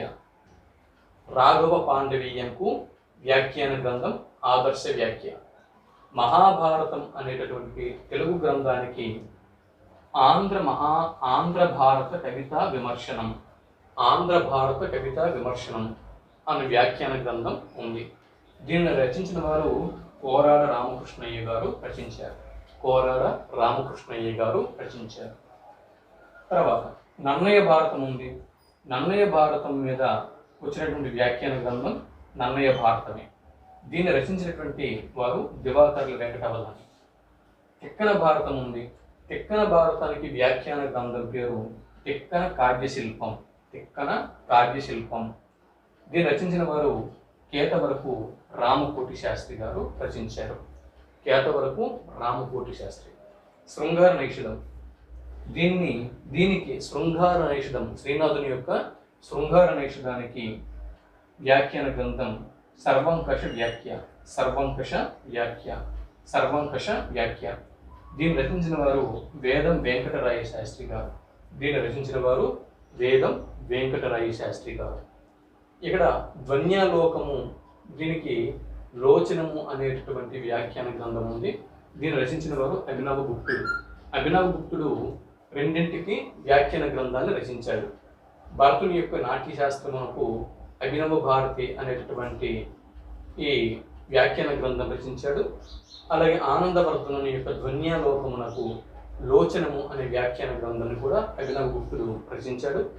మరి ఈ మూడిటికి వ్యాఖ్యాన గ్రంథాలని రచించిన వారు ఎవరు అనేది ఇక్కడ వివాదాస్పదం తెలియదు. గోవిందరాజీయం రచించిన వారు ఎవరు, శ్రీధరీయం రచించిన వారు ఎవరు, నీలకంఠీయం రచించిన వారు ఎవరు అనేది ఇక్కడ ఆ కర్తల యొక్క పేర్లు అనేవి లేవు. దాని తర్వాత ఇక్కడ చూడండి, ఇక అంటే ఈ కవిత్రయ కవుల మీద అంటే నన్నయ్య, తిక్కన, ఎర్రన అనేటటువంటి ఈ ముగ్గురు కవిత్రయ కవుల మీద ఒక వ్యాఖ్యాన గ్రంథం అనేది ఉంది. కవిత్రయ కవులు నన్నయ్య, తిక్కన, ఎర్రన, వీరిని కవిత్రయం అని అంటాము. ఈ కవిత్రయ కవుల మీద ఒక వ్యాఖ్యాన గ్రంథం అనేది ఉంది. ఎవరు రచించారు? గుర్రం వెంకట సుబ్బయ్య గారు రచించారు. తర్వాత కళాపూర్ణోదయం కదా, కళాపూర్ణోదయం, ఇది కళాపూర్ణోదయం గ్రంథానికి ఒక వ్యాఖ్యాన గ్రంథం అనేది ఉంది. దాని పేరు స్టడీస్ ఇన్ కళాప్రపూర్ణ. దీనికి వ్యాఖ్యాన గ్రంథం స్టడీస్ ఇన్ కళాప్రపూర్ణ. ఎవరు రచించారు? జీవి కృష్ణారావు గారు రచించారు. జీవి కృష్ణారావు గారు దీన్ని రచించారు. తర్వాత ప్రబంధ రచనలు, ప్రబంధ గ్రంథాలు మనుచరిత్ర, అలాగే వసు చరిత్ర. మనుచరిత్ర మరియు వసు చరిత్ర. ఇక్కడ ఈ మనుచరిత్ర మరియు వసు చరిత్ర ఈ రెండు గ్రంథాలకి ఉన్నటువంటి వ్యాఖ్యాన గ్రంథము అంటే మనుచరిత్ర మరియు వసు చరిత్ర. వీటికి వ్యాఖ్యాన గ్రంథము మను వసు ప్రకాశిత. మను వసు ప్రకాశిత. మను వసు ప్రకాశిత. ఎవరు రచించారు? కాశీభట్ట బ్రహ్మయ్య శాస్త్రి గారు రచించారు. విజయ విలాసం ఎవరు రచించారు? చామకూర వెంకట కవి గారు రచించారు. దీనికి హృదయోల్లాస అన్నది వ్యాఖ్యాన గ్రంథం. ఈ హృదయోల్లాస అనే వ్యాఖ్యాన గ్రంథం రచించిన వారు తాపీ ధర్మారావు. విగ్రహతంత్రం అనే గ్రంథానికి విగ్రహతంత్ర విమర్శనం అనే వ్యాఖ్యాన గ్రంథాన్ని రచించారు. ఎవరు? కందుకూరి వీరేశలింగం గారు రచించారు. తర్వాత రాజశేఖర చరిత్ర అనేటటువంటి ఈ గ్రంథానికి వ్యాఖ్యాన గ్రంథం వివేక చంద్రిక విమర్శనం. దీన్ని రచించిన వారు కాశీభట్ట బ్రహ్మయ్య శాస్త్రి. ఇవి వివిధ గ్రంథాలు, ఆ గ్రంథాలపై వ్యాఖ్యాన గ్రంథాలు, ఆ వ్యాఖ్యాన గ్రంథాల రచయితలు. ఇవి చూడాల్సి ఉంటుంది. దాని తర్వాత మరో టాపిక్లోకి ఇప్పుడు మనం వెళ్తున్నాం. తర్వాత అండి చూడండి, ఇక్కడ కావ్యం గురించి, అంటే ముందు కావ్యం గురించి, కావ్యము అనేటటువంటి పదం మీద ఏ విధమైనటువంటి బిట్లు నెట్ పరీక్షలో ఎదుర్కానున్నాయి, నేషనల్ ఎలిజిబిలిటీ టెస్ట్లో ఎటువంటి ప్రశ్నల్ని అభ్యర్థులు సాధారణంగా ఎక్కువ శాతం ఎదుర్కొనే అవకాశం ఉంది అన్నది పరిశీలన చేస్తే, మొదటి ప్రశ్న చూడండి. కవి శబ్దం ప్రప్రథమంగా మనకి ఎక్కడ కనిపిస్తుంది? కవి శబ్దం ప్రప్రథమంగా ఎక్కడ కనిపిస్తుంది? ఆప్షన్ 1 ఋగ్వేదం, ఆప్షన్ 2 రామాయణం, ఆప్షన్ 3 ఈశాన్యోపనిషత్తు, ఆప్షన్ 4 ముండకోపనిషత్తు అని ఈ విధంగా ఆప్షన్స్ అనేవి ఇవ్వచ్చు. కవి శబ్దం ప్రప్రథమంగా ఈశాన్య ఉపనిషత్తులో మనకి కనిపిస్తుంది. తర్వాత రెండవ ప్రశ్న, కవి శబ్దం ఏ ధాతువు నుంచి జనించింది? కవి శబ్దం ఏ ధాతువు నుండి జనించింది? జవాబు కమ్ అనేటటువంటి ధాతువు నుంచి జనించింది. కమ్ అంటే ప్రశ్న ఏ విధంగా అడగొచ్చు, కానీ మనకి ఆ ముఖ్యమైనటువంటి అంశం అనేది, ప్రధాన అంశం అనేది మన మైండ్లో ఉండాలి. తర్వాత మూడవ ప్రశ్న, కమ్ అనే ధాతువుకు అర్థం ఏమిటి? కమ్ అనేటటువంటి ధాతువుకు అర్థం ఏమిటి? జవాబు బ్రహ్మజ్ఞానం తెలిసినవాడు లేదా పరమేశ్వరుని యొక్క సాక్షాత్కారం పొందినవాడు అని అర్థం. తర్వాత నాలుగవ అంశం చూడండి, ఇక్కడ కవికి, కావ్యానికి వివిధ అలంకారికులు ఇచ్చినటువంటి నిర్వచనాలు ఇక్కడ వస్తున్నాయి. కవికి,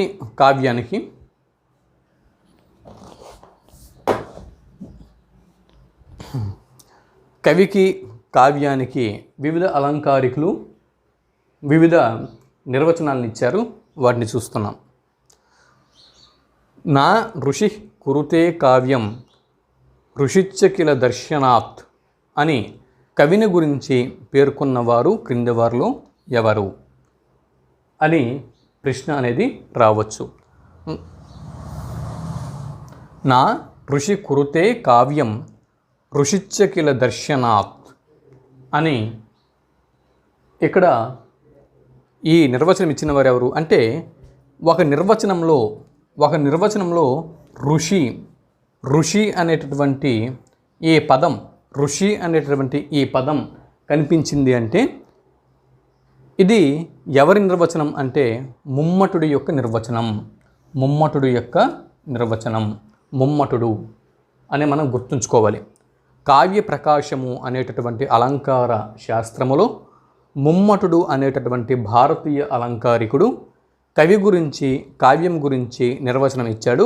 ఆ నిర్వచనంలో ఋషి అనేటటువంటి, అంటే ఆ నిర్వచనం అంతా మనకు అవసరం అండి. నిర్వచనం అంతా మీరు గుర్తుపెట్టుకుంటే మంచిదే. లేనప్పుడు ఆ నిర్వచనంలో ఋషి అన్న పదం గనక మనకి కనిపిస్తే ఇది ముమ్మటుడు ఇచ్చినటువంటి నిర్వచనం అని మనం కాస్త ఐడెంటిఫై చేయాల్సి ఉంటుంది, గుర్తించాల్సి ఉంటుంది. నా ఋషి కురుతే కావ్యం ఋషిచ్చకిల దర్శనాత్ అని కవిని గురించి పేర్కొన్నవారు ముమ్మటుడు. అంటే దాని అర్థం ఏంటంటే, ఋషి కానివాడు కవి కాలేడు, కవి కానివాడు కావ్యం రాయలేడు. ఋషి కానివాడు కవి కాలేడు. కవి కానివాడు కావ్యం రాయలేడు అన్నది దీనిలో ఉన్నటువంటి అర్థం.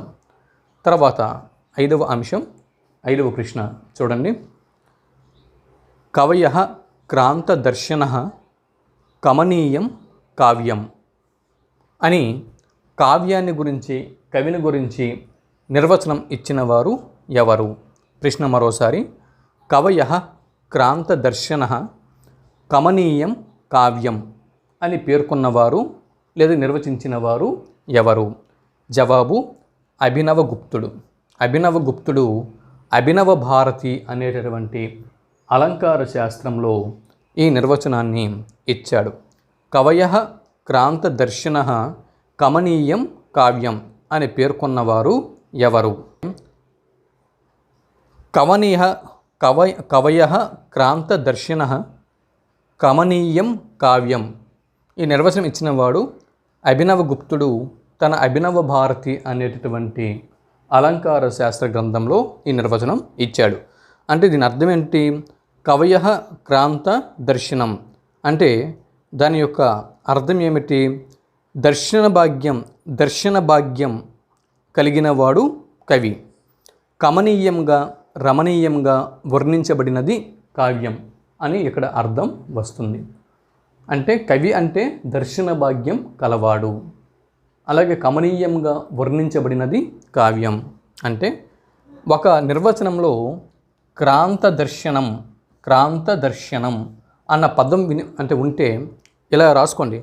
ఇక్కడ ఋషి అంటే ఒక నిర్వచనంలో ఋషి అనే పదం కనిపిస్తే అది ముమ్మటుడి యొక్క కావ్య ప్రకాశము అని గుర్తుపెట్టుకోండి. ఒక నిర్వచనంలో క్రాంత దర్శనం అని మీకు కనిపిస్తే అది అభినవగుప్తుడి యొక్క అభినవ భారతి అని గుర్తుపెట్టుకోండి. ఒక నిర్వచనంలో క్రాంత దర్శనం అని మీకు కనిపిస్తే అది అభినవగుప్తుడు ఇచ్చినటువంటి నిర్వచనం అని గుర్తుపెట్టుకోండి. నిర్వచనం అంతా మీకు గుర్తు లేకపోతే ఆ పదాలు గుర్తుపెట్టుకోండి. క్రాంత దర్శనం అనేటటువంటి పదం ఒక నిర్వచనంలో కనిపిస్తే అది అభినవగుప్తుడు లేదా అభినవ భారతి ఇచ్చినటువంటి నిర్వచనం అని మీరు గుర్తుపెట్టుకోండి. అంటే దర్శన భాగ్యం కలిగిన వాడు కవి, బాగా వర్ణించబడినది కావ్యం అని ఇక్కడ దీని యొక్క అర్థం. తర్వాత చూడండి 6వ ప్రశ్న. దర్శనాత్ వర్ణనాచ్ఛాద రూఢాలోకే కవి శృతి అని పేర్కొన్నవారు ఎవరు? ఇప్పుడు నేను ఏ అంశాలైతే మీకు ఇక్కడ నేను అందిస్తున్నానో ఈ అంశాలని మీరు తప్పనిసరిగా ఈ అంశాలన్నింటినీ కూడా మైండ్లో పెట్టుకుని వెళ్ళండి. చాలా వరకు మార్కులు మీకు కలుస్తాయి. యూజీసీ నెట్ ఎగ్జామ్ అనేది మీరు క్వాలిఫై అవ్వడంలో ఇక్కడ భారతీయ అలంకార శాస్త్రం నుంచి నేను అందిస్తున్నటువంటి అంశాల నుంచి మీకు చాలా వరకు ఒక 10 నుంచి 15 బిట్లు అడిగే అవకాశం ఉంది, వచ్చే అవకాశం ఉంది. 10 బిట్ల వరకు వస్తాయి. కాబట్టి ఒక 20 మార్కుల వరకు ఈ వీడియో నుంచి మీకు వచ్చే ఛాన్స్ అనేది ఉంది. కాబట్టి చూడండి. దర్శనాత్ వర్ణనాచ్ఛాద రూఢాలోకే కవిశృతి అది అంటే ఒక నిర్వచనంలో రూఢాలోకే అనేటటువంటి పదం కనిపిస్తే, ఒక నిర్వచనంలో రూఢాలోకే అనేటటువంటి ఒక పదం కనుక మనకి కనిపిస్తే అది ఎవరిచ్చినటువంటి నిర్వచనం అంటే భట్టధౌతుడు కవి కౌతుకం అనేటటువంటి అలంకార శాస్త్ర గ్రంథములో భట్టధౌతుడు ఈ నిర్వచనాన్ని ఇచ్చాడు. దర్శనాత్ వర్ణనాచ్ఛాద రూఢాలోకే కవిశృతి అనేటటువంటి ఈ నిర్వచనాన్ని ఇచ్చిన వారు ఎవరండి? భట్టధౌతుడు కవి కౌతుకంలో ఇచ్చాడు. అంటే ఇక్కడ దర్శించిన దానిని వర్ణించేవాడు కవి.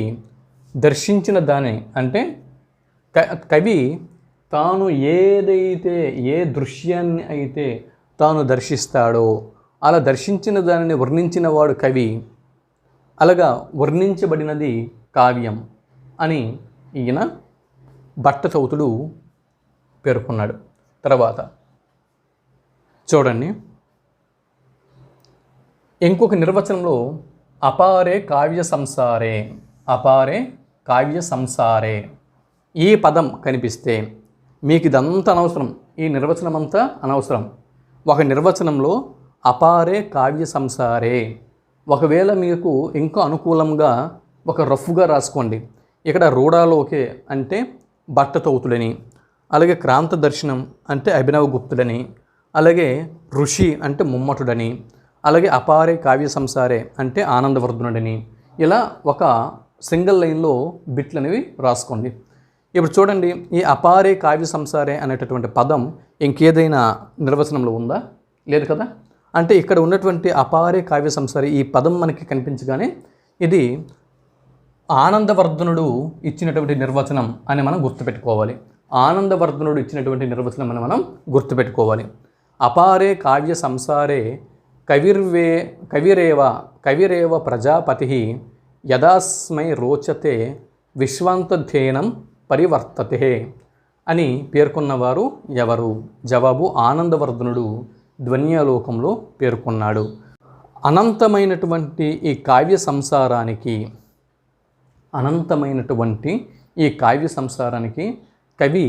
కవియే బ్రహ్మ. ఈ అనంతమైనటువంటి ఈ కావ్య సంసారానికి కవియే బ్రహ్మ. దాని తర్వాత యదాస్మై రోచతే విశ్వంత థేనం పరివర్తతే అంటే దాని అర్థం ఏంటంటే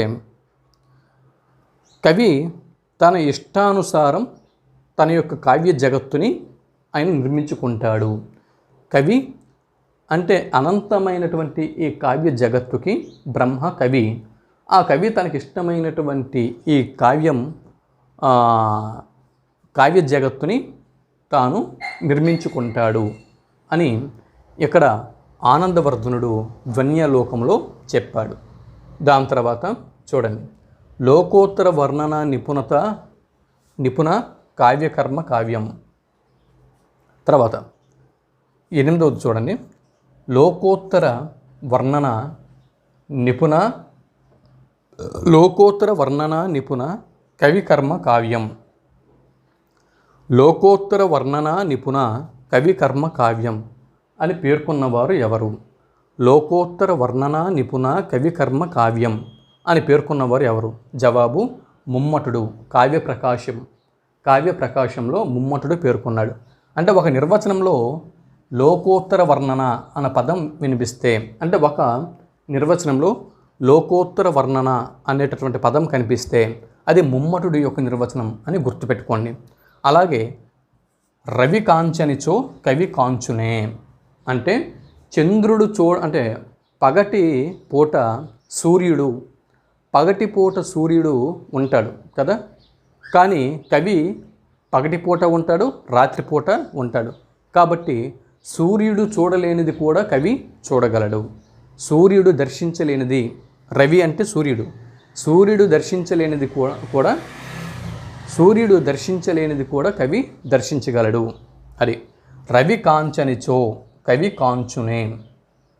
ఇది ఎవరు పేర్కొన్నారు? రామరాజభూషణుడు, భట్టుమూర్తి పేర్కొన్నాడు. రామరాజభూషణుడు లేదా భట్టుమూర్తి ఇది ఈ నిర్వచనాన్ని ఇచ్చాడు. అలాగే కౌతి శబ్దాయతే విమృశతి రసభావన్ ఇది కవి అని నిర్వచించిన వారు ఎవరు? కౌతి శబ్దాయతే విమృశతి రసభావాన్ ఇది కవి అని నిర్వచించిన వారు ఎవరు? జవాబు భట్టగోపాలుడు. దాని తర్వాత శాస్త్రకవి, కావ్యకవి, ఉభయకవి అని కవిని 3 విధాలుగా ఎవరు వర్గీకరించారు? శాస్త్రకవి, కావ్యకవి, ఉభయకవి అని కవిని 3 విధాలుగా ఎవరు వర్గీకరించారు? జవాబు రాజశేఖరుడు కావ్యమీమాంసలో.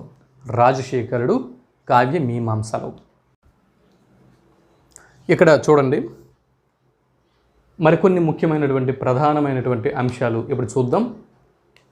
ఇక్కడ కవి యొక్క అంతరంగిక జగత్తును ఆవిష్కరించున్నది ఏది అనే బిట్టు రావచ్చు. కవి యొక్క అంతరంగిక జగత్తు అంటే తన మానసిక ప్రపంచం. అంతరంగం అంటే మనస్సు, జగత్తు అంటే ప్రపంచం, అంటే కవి యొక్క మానసిక ప్రపంచం.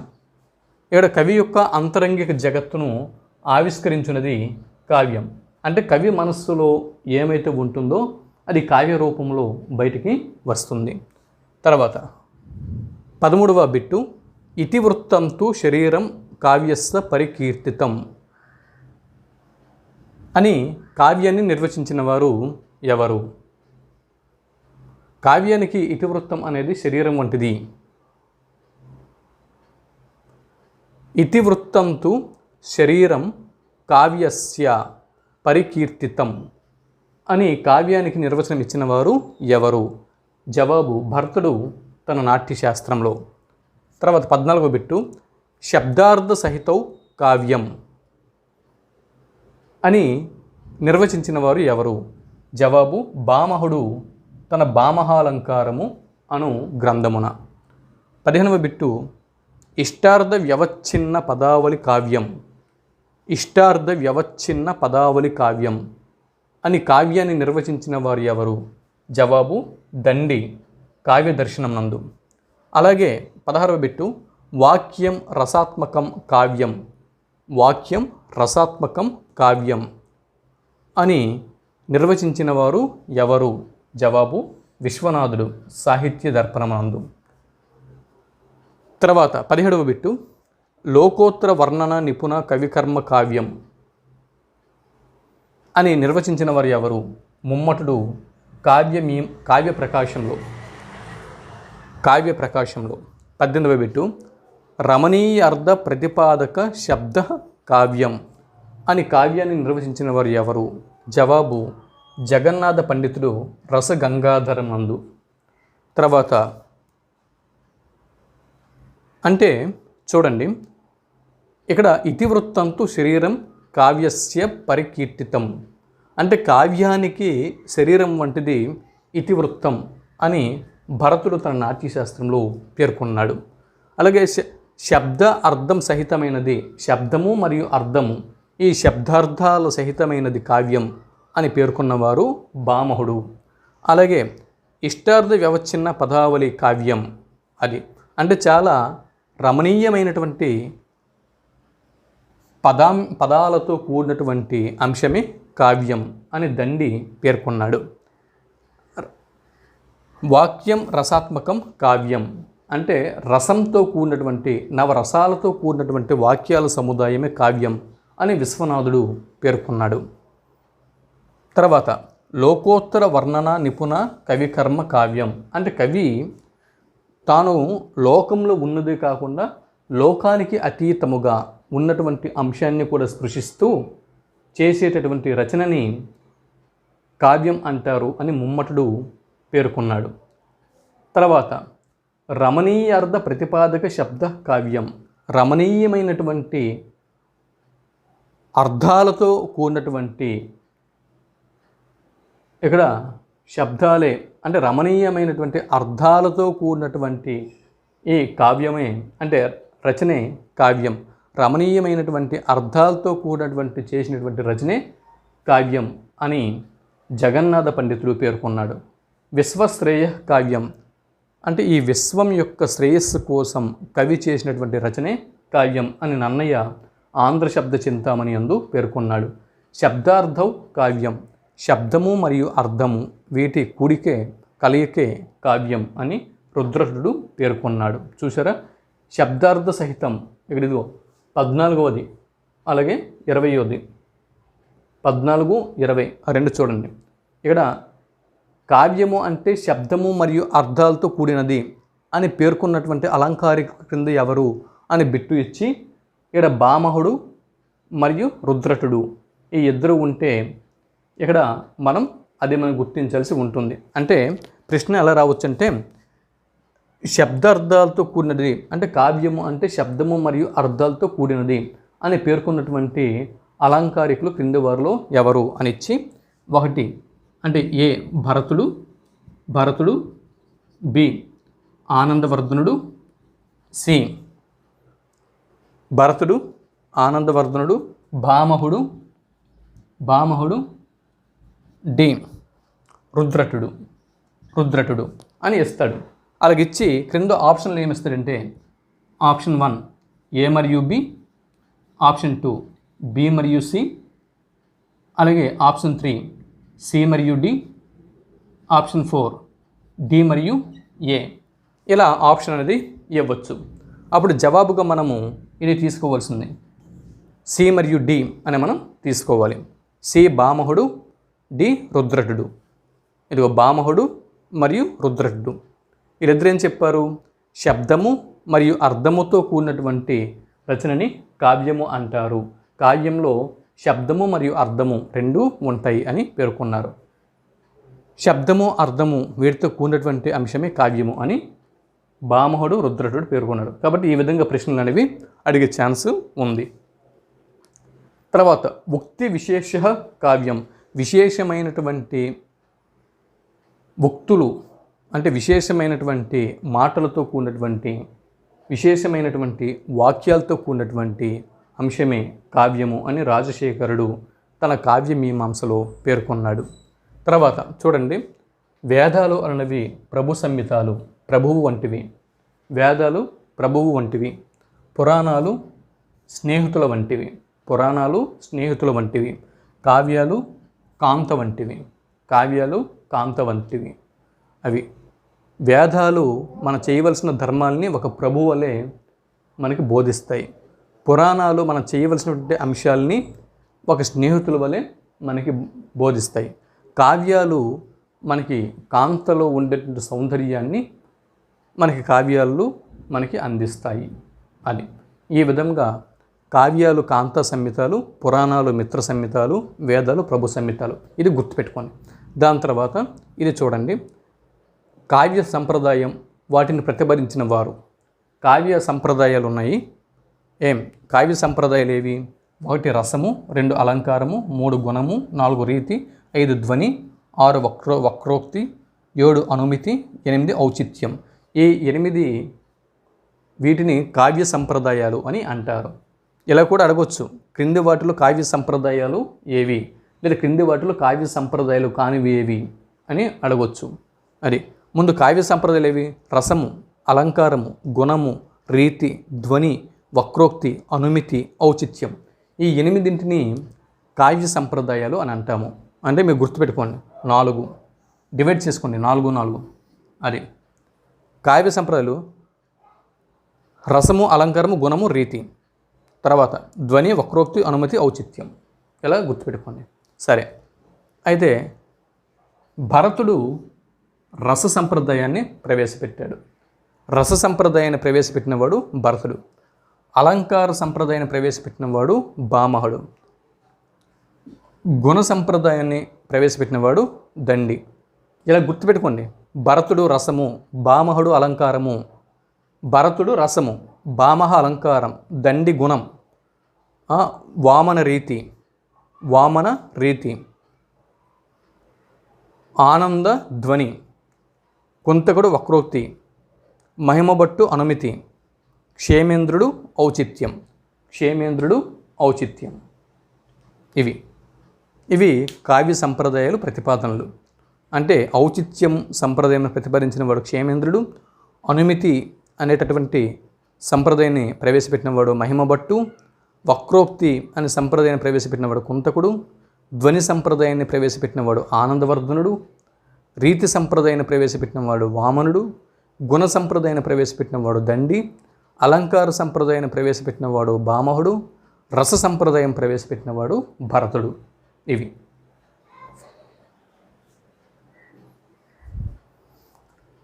అయితే ఇక్కడ చూడండి, ఈ కావ్య సంప్రదాయము, ఆ కావ్య సంప్రదాయాన్ని ప్రతిపాదించినటువంటి ఈ అలంకారికులు, మరి వీటిని ఈ 8 ఎలా గుర్తుపెట్టుకోవాలి?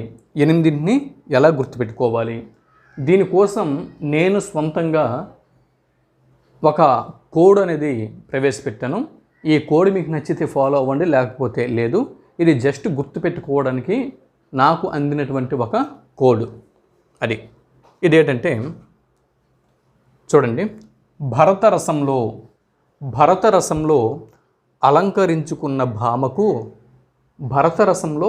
అలంకరించుకున్నటువంటి భామకు గుణం దండిగా ఉందన్న రీతిలో వామనుడు ఆనందంతో ధ్వని చెయ్యగా ఔచిత్యమే అని క్షేమేంద్రుడు మహిమభట్టుకు అనుమతించమన్నాడు. భరతరసంలో అలంకరించుకున్న భామకు గుణం దండిగా ఉందన్న రీతిలో వామనుడు ఆనందంతో ధ్వని చెయ్యగా ఔచిత్యమే అని క్షేమేంద్రుడు మహిమభట్టుకు అనుమతించమన్నాడు. ఇది కోడ్. దీని ప్రకారం భరతుడు రసం అనే సంప్రదాయాన్ని ప్రవేశపెట్టాడు. ఇక్కడ భామహుడు అలంకార సంప్రదాయాన్ని ప్రవేశపెట్టాడు. గుణ సంప్రదాయాన్ని దండి ప్రవేశపెట్టాడు. రీతి సంప్రదాయాన్ని వామనుడు ప్రవేశపెట్టాడు కదా. తర్వాత ఆనందవర్ధనుడు ధ్వని సంప్రదాయాన్ని ప్రవేశపెట్టాడు. ఔచిత్య సంప్రదాయాన్ని క్షేమేంద్రుడు ప్రవేశపెట్టాడు. తర్వాత మహిమభట్టు అనుమతి సంప్రదాయాన్ని ప్రవేశపెట్టాడు కదా. చివరికి కుంతకుడు వక్రోక్తి.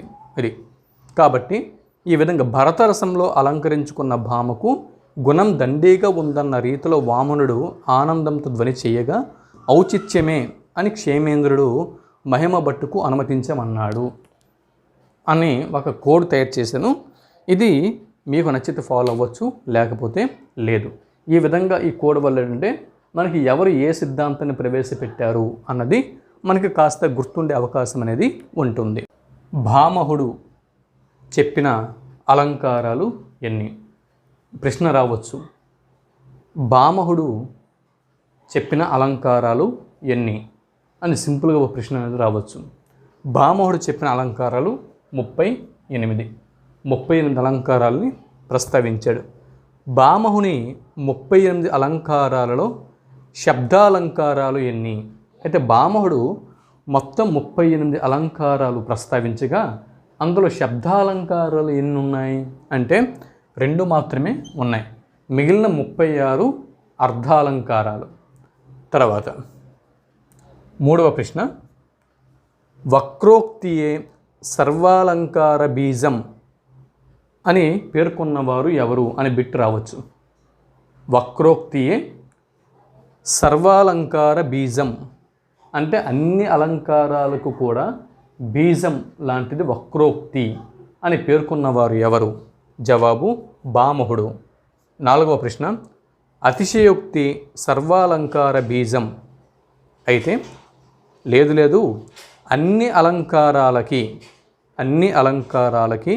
బీజం వంటిది అతిశయోక్తి అని పేర్కొన్నవారు ఎవరు? జవాబు ముమ్మటుడు. అన్ని అలంకారాలకు బీజం వంటిది అతిశయోక్తి అని ముమ్మటుడు పేర్కొన్నాడు. తర్వాత చూడండి, ఉపమ సర్వాలంకార బీజం అని పేర్కొన్నవారు ఎవరు? చూడండి, ఈ 3 చూడండి. అన్ని అలంకారాలకు బీజం వక్రోక్తి అని పేర్కొన్నవాడు భామహుడు. అన్ని అలంకారాలకు బీజం అతిశయోక్తి అని పేర్కొన్నవారు ముమ్మటుడు. అన్ని అలంకారాలకు బీజం ఉపమ అని పేర్కొన్నవాడు వామనుడు కదా.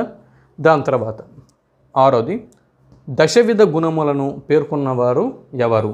10 గుణాలు, దశవిధ గుణాలు అంటే 10 విధాలైనటువంటి గుణాలని పేర్కొన్నవారు ఎవరు? జవాబు దండి. 10 గుణాలని పేర్కొన్నవాడు దండి. దశవిధ గుణాలను పేర్కొన్నవాడు ఎవరండి? దండి. దండి పేర్కొన్న దశవిధ గుణాలు ఏవి? చూడండి, ఇక్కడ మొదటి అర్ధవ్యక్తి, ఆతో ప్రారంభిద్దాం.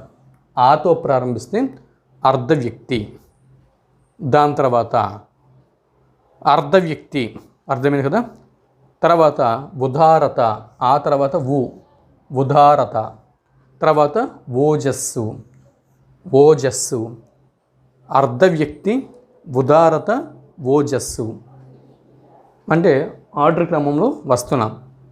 అంటే ఇది ఉన్నాయి కదా, వాటి ఆర్డర్ ప్రకారంలో అర్ధవ్యక్తి, ఉదారత, ఓజస్సు కదా. దాని తర్వాత ఇక్కడ కాంతి, అర్ధవ్యక్తి, ఉదారత, ఓజస్సు, కాంతి. తర్వాత ఇక్కడ చూడండి, ప్రసాదము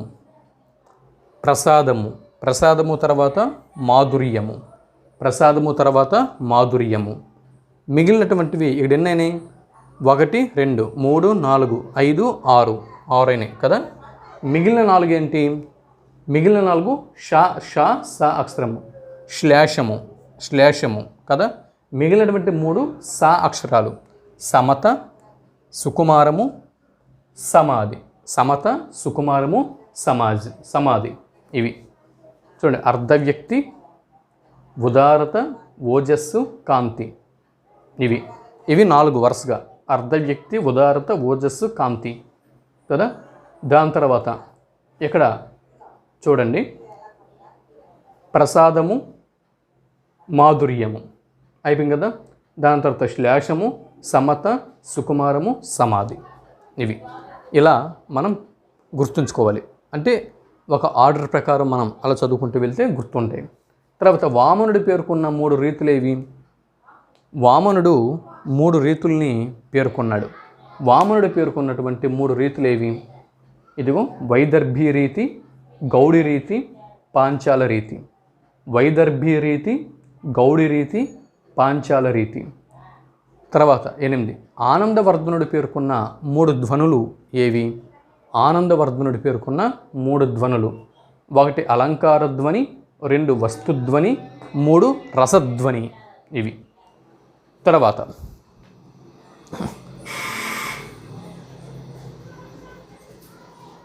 9వ బిట్ అండి. 9వ బిట్టు ఆనందవర్ధనుడు పేర్కొన్న ధ్వని భేదాలు ఎన్ని? ఆనందవర్ధనుడు పేర్కొన్న ధ్వని భేదాలు ఎన్ని? 1326. ఆనందవర్ధనుడు పేర్కొన్న ధ్వని భేదాలు 1326 ధ్వని భేదాలని పేర్కొన్నాడు. తర్వాత 10వ బిట్టు ఆంధ్రధ్వన్యాలోకము గ్రంథకర్త ఎవరు? ఆంధ్రధ్వన్యాలోకము గ్రంథకర్త ఎవరు? జవాబు వేదాల తిరువేంగలాచార్యుడు. వేదాల తిరువేంగలాచార్యుడు. 11వ బిట్టు ధ్వనివాదమును ఖండించిన లాక్షణికుడు ఎవరు? జవాబు మహిమభట్టు. ధ్వనివాదమును ఆనందవర్ధనుని యొక్క ధ్వనివాదమును ఖండించిన లాక్షణికుడు మహిమభట్టు. కావ్యానికి ఆత్మ ఏది? జవాబు ధ్వని. తర్వాత 13వ బిట్టు వక్రోక్తియే సర్వాలంకార బీజం అన్నవారు ఎవరు? వక్రోక్తియే సర్వాలంకార బీజం అన్నవారు భామహుడు. తర్వాత 14 వక్రోక్తి భేదాలెన్ని? జవాబు 6. వక్రోక్తి భేదాలు 6. 15వ బిట్టు ఎవరి సిద్ధాంతం అంతా అనుమానంపై ఆధారపడి ఉంది? ఎవరి సిద్ధాంతం అంతా అనుమానంపై ఆధారపడి ఉంది? జవాబు మహిమభట్టు సిద్ధాంతం. మహిమభట్టు సిద్ధాంతం అంతా అనుమానంపై ఆధారపడి ఉన్నది. తర్వాత భరతుడు పేర్కొన్న రసాల సంఖ్య. భరతుడు పేర్కొన్న రసాల సంఖ్య 8. భరతుడు పేర్కొన్న రసాల సంఖ్య 8. భరతుడు పేర్కొనని 9వ రసం ఏది? అది 8 రసాలని భరతుడు పేర్కొన్నాడు. మరి భరతుడు పేర్కొనని 9వ రసం ఏది? శాంతం. అంటే శాంతం అనేటటువంటి రసాన్ని భరతుడు పేర్కోలేదు. తర్వాత 18వ బిట్టు శాంతం 9వ రసం అని పేర్కొన్న అలంకారికుడు ఎవరు? అయితే ఈ శాంతం అనేటటువంటి 9వ రసంని పేర్కొన్నటువంటి అలంకారికుడు ఎవరు? జవాబు ఉద్భటుడు. ఎవరండి? ఉద్భటుడు. తర్వాత 19వ బిట్టు విభావానుభావ వ్యభిచారి సంయోగాద్రస నిష్పత్తి అని రసం గురించి రససూత్రంని నిర్వచించిన వారు ఎవరు? విభావానుభావ వ్యభిచారి సంయోగాద్రస నిష్పత్తి అని రసం యొక్క సూత్రాన్ని నిర్వచించిన వారు ఎవరు? జవాబు భరతుడు. అయితే భరతుడు పేర్కొన్నటువంటి రససూత్రంలోని 4 అంశాలు: 1 విభావము, 2 అనుభావము, 3 సాత్వికము, 4 సంచారము లేదా వ్యభిచారము అనేవి ఇవి 4 అంటే రసాలు. ఇవండి మనం భారతీయ అలంకార శాస్త్రంకు సంబంధించి కొన్ని అంశాలని ఈ వీడియోలో మనం పేర్కోవడం జరిగింది. మరి తర్వాతి వీడియోలో ఈ భారతీయ అలంకార శాస్త్రాన్ని ముగించడం జరుగుతుంది. ఇది భారతీయ అలంకార శాస్త్రము ప్రారంభం, భారతీయ అలంకార శాస్త్రం ముగింపు తర్వాతి వీడియోలో నేను అందిస్తున్నాను. అయితే ఇది అందించే వరకు UGC, NTA, net, Andhra Pradesh set, Telangana set కోసం అంతే స్పీడ్ రివిజన్ చాలా స్పీడ్గా ప్రధానమైనటువంటి అంశాలను చూసుకుని వెళ్ళేందుకు, అతి తక్కువ సమయంలో ఎక్కువ స్కోర్ చేసేందుకు ఈ బిట్లు అనేవి, ఈ వీడియో అనేది మీకు పనికొస్తుంది. ఇప్పటి వరకు మనం చాలా అంశాలని మనం కవర్ చేయడం జరిగింది. ఈ అంశాల మీద మీరు ఈ అంశాలని ఒకసారి చూసుకుని వెళ్ళండి. చూసుకుని వెళ్తే ఇంచుమించు ఒక 5 బిట్లైనా కూడా కవర్ అవుతాయి. ఒక 10 మార్కులు మీ చేతిలో ఉన్నట్టే. కాబట్టి ఈ మొత్తం ఈ వీడియోని అవసరమైతే ఒక 2 సార్లు 3 సార్లు చూడండి. చూసి మొత్తం నేను మరో వీడియో వీటి మీద పెర్ఫెక్ట్ అయిపోయారు అన్నప్పటికీ నేను మరో వీడియో 2 రోజుల్లో మీ ముందుకు తీసుకొని వస్తున్నాను. అంతవరకు సెలవు. నమస్తే.